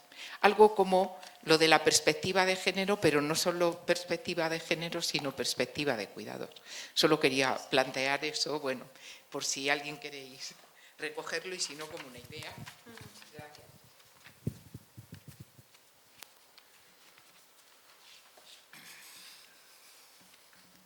En relación, relación a lo que comentaba, que lo veo muy interesante y de hecho creo que si se hubiera puesto en marcha, que creo que ocurrirá, ¿no? Lo de la historia social, cuando la Ley de Servicios Sociales del 2016 considera que esa historia social está vinculada a la historia de salud y realmente es única y todos los profesionales intervienen en esa historia como un instrumento común. Lo que pasa es que no se ha puesto en práctica, ¿no?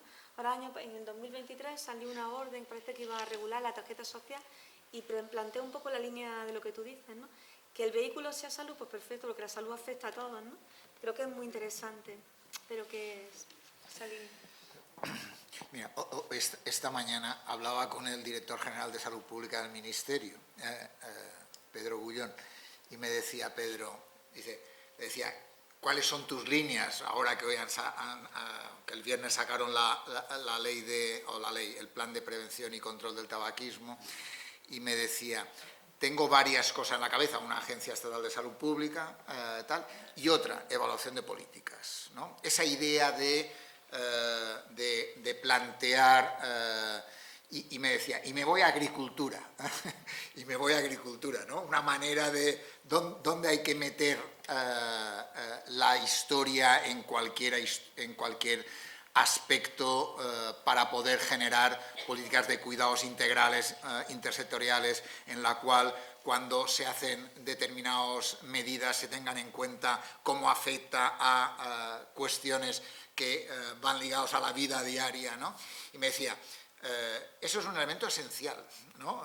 Y por tanto, clave para poder intentar mejorar la salud y calidad de vida de la gente, ¿no? Y es evidente que esa idea de los cuidados, yo pensando hoy un poco, y cuando he dicho política de vivienda, extranjería, pensaba en eso. Es decir, no podemos plantear mejoras en la ley de extranjería si no se tienen en cuenta los cuidados. Es que me parece, sin duda alguna, algo necesario, no imprescindible, ¿no?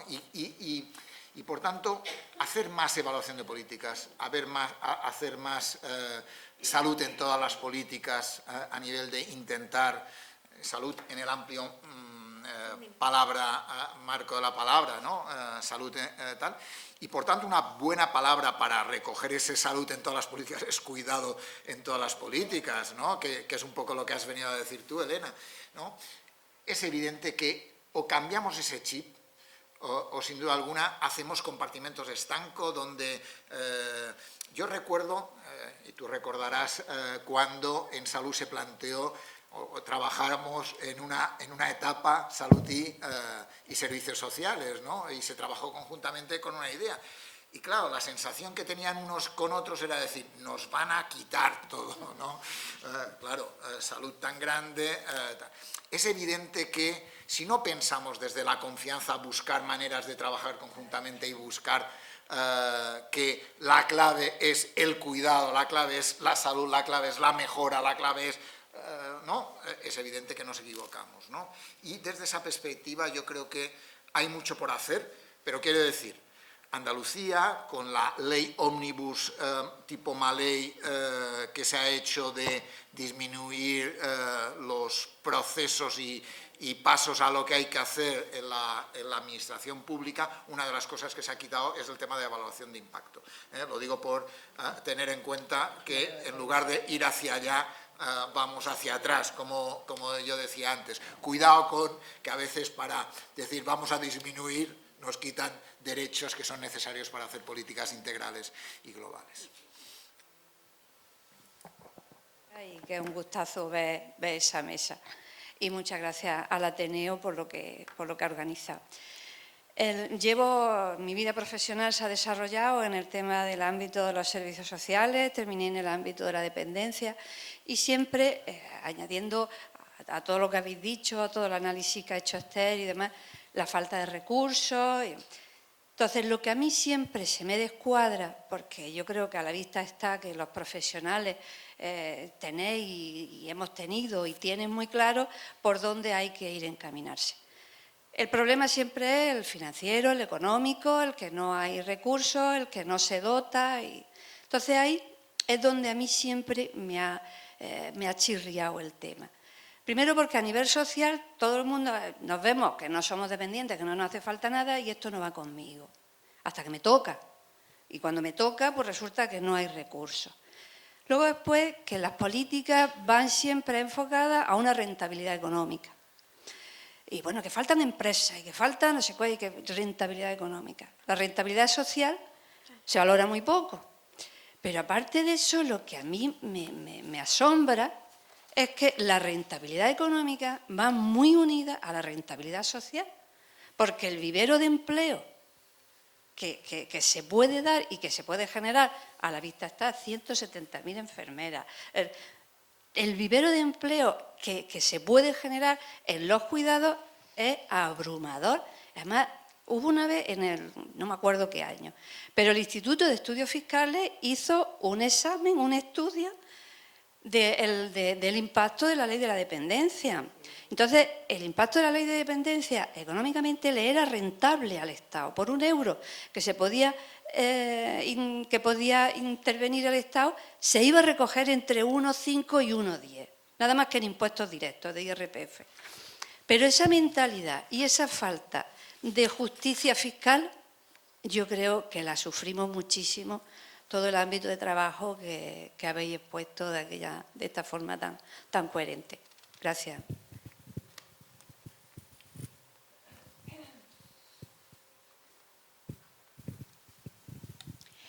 Yo también me sumo a las felicitaciones que se han hecho ya al Ateneo y a la sección de feminismo por la organización de este ciclo temático y esta mesa en particular.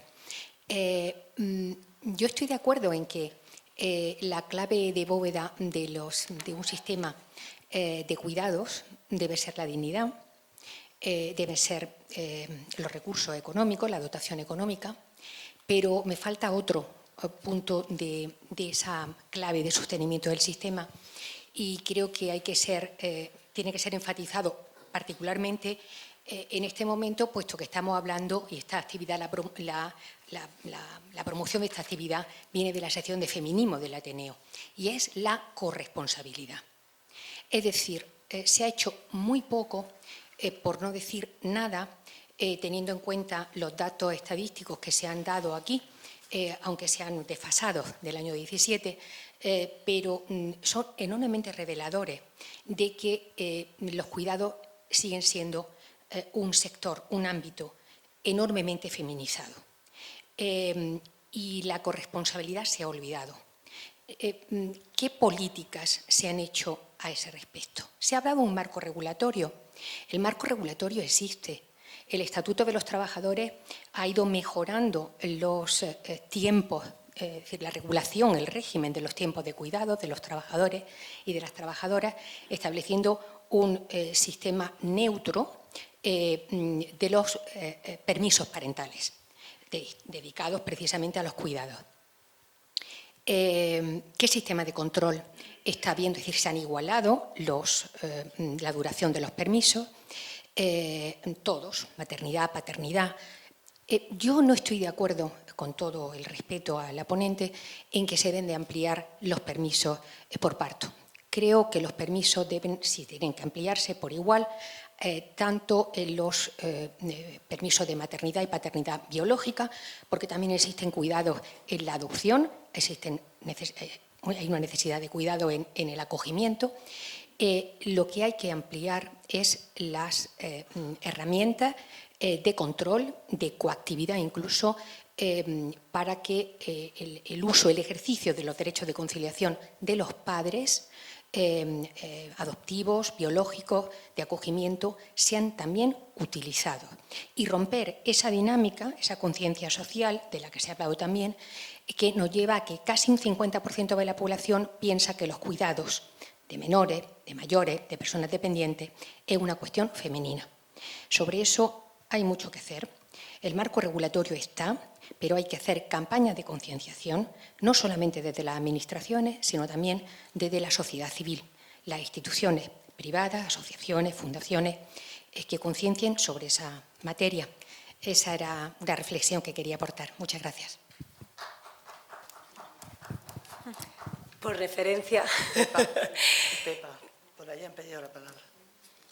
A lo mejor no se me ha entendido bien. Yo lo primero que tendría que haber dicho es que entiendo que es una medida totalmente indispensable el igualar los permisos de paternidad y maternidad, pero entiendo que esos permisos deberían de ser más amplios, tanto para uno como para otro. Yo sí creo que la mujer con un permiso de maternidad de 4 meses y 4 semanas de lactancia está desprotegida. Y que se está dejando desprotegida tanto a esa madre como a ese niño, para aquella que quiera seguir las recomendaciones de la Organización Mundial de la Salud y tener una crianza basada en el apego y en la lactancia. Yo sí creo que es necesario y que esos permisos deben ser ampliados, pero tanto para la madre como para el padre. Yo tengo hoy en día pues tengo muchos amigos que viven, por ejemplo, uno en Austria, y la madre ha tenido acceso a 3 años de baja laboral y el padre exactamente igual, lo han compensado. Ambos han ejercido como padres y han tenido esa posibilidad. Sí que es cierto que entiendo que la madre que ejerza, la madre que disfrute de esos periodos, luego va a tener más difícil la incorporación al mercado laboral, pero si se ponen como obligatorios para los dos igualados, no va a haber diferencia ninguna. Pero yo como madre sí que me he dado cuenta de que si tú quieres criar a tu hijo como establecen las recomendaciones de la Organización Mundial de la Salud o los pediatras, te ves coartados con esos permisos. Y que yo, por ejemplo, que he dado de lactar a mis 4 niños, lo he hecho como autónoma, pues porque mi madre me traía al niño al despacho. Si no, no lo hubiera podido ejercer. Ese derecho tanto para el niño como para mí. Y es verdad que eso tiene que resolverlo el Estado, la Administración, pero es verdad que la que puede dar de mamar es la mujer. Que el padre puede ejercer exactamente igual otro tipo de cuidado, pero la lactancia es de la mujer. ¿Que se tendrán que igualar los permisos? Sí, pero que el permiso de la madre, si quiere lactar, tiene que ser más amplio. Entiendo que tiene que ser más amplio. Hacer las preguntas, si quedan 2 o 3 preguntas, que las hagan por si queréis aportar algo. Sí, puede. Nos Quedan 5 minutos. Bueno, es que qué cantidad de cosas que se aprenden y qué cantidad de reflexiones que se vienen a uno a la cabeza escuchándose. De verdad, muchas gracias. He tenido una experiencia, yo este año, mi mujer tuvo un pequeño accidente y no era grave, pero se quedó inválida durante un tiempo, en la cama y en silla de ruedas, durante poco más de un mes. El único cuidador era yo. Y hice varias reflexiones a partir de esa experiencia personal. La primera, qué satisfacción cuidar y qué tremendo trabajo y qué agotamiento. Y entonces yo pensaba, digo, esto que yo he hecho durante un mes y pico lo vienen haciendo millones de mujeres, madres, abuelas, hermanas, durante siglos, ¿no? Y la otra reflexión, resulta que muchas veces, bueno, dos cosas. Una, que de vez en cuando venía una vecina que yo no había dicho nada y aparecía con una comida o con una cosa importante, con algo que era útil. Y yo digo, ¿y cómo se le ha ocurrido? Y otra cosa es que mi mujer, yo cuidándola, me tenía que decir más de una vez cómo tenía que hacerlo. Y esto me hizo pensar, y ahora que estoy leyendo un libro que se llama Democracia y Cuidados, me hizo pensar, digo, qué cantidad de saber, de experiencia y de saber acumulado durante siglos por nuestras madres, nuestras hermanas, nuestras abuelas, qué cantidad de saber. Y se habla de que hay que, digamos, de alguna manera formar a los cuidadores, sobre todo cuando son cuidadores profesionales. Yo creo que la base de esa formación hay que buscarla ahí. Y quería contar esto. ¿Hay alguna palabra más? Sin duda, el cuidador es el mejor profesor para el cuidador, ¿no? La persona que cuida es un magnífico cuidador para poder ayudar, es evidente. Yo una de las cosas que trabajo es con pacientes o cuidadores que enseñan a otros y la verdad que aprendes escuchándoles mucho más que lo que yo les pueda contar, es evidente. Y aplaudo tu reflexión porque creo que es un elemento a tener en cuenta.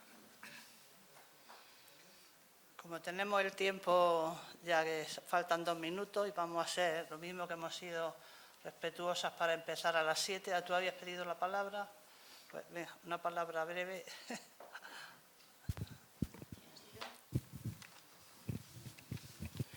Únicamente que, puesto que vivimos tantos años, también tenemos tiempo de dedicarnos a ser voluntarios en el cuidado, en el sacar de paseo a la gente, en hacer de soporte a la familia, de ayuda a la familia. Creo que dentro de la red de cuidado que necesitamos todos desde la infancia hasta que nos morimos, también tenemos que dar importancia al voluntariado. Formación e importancia. 100% de acuerdo. Muchas gracias. Yo quería acabar el acto con una frase que dice: una democracia cuidadora es aquella que sabe detectar las necesidades y repartir las responsabilidades. No puede ser una sola cartera de servicios, tiene que ser una nueva forma de hacer las cosas.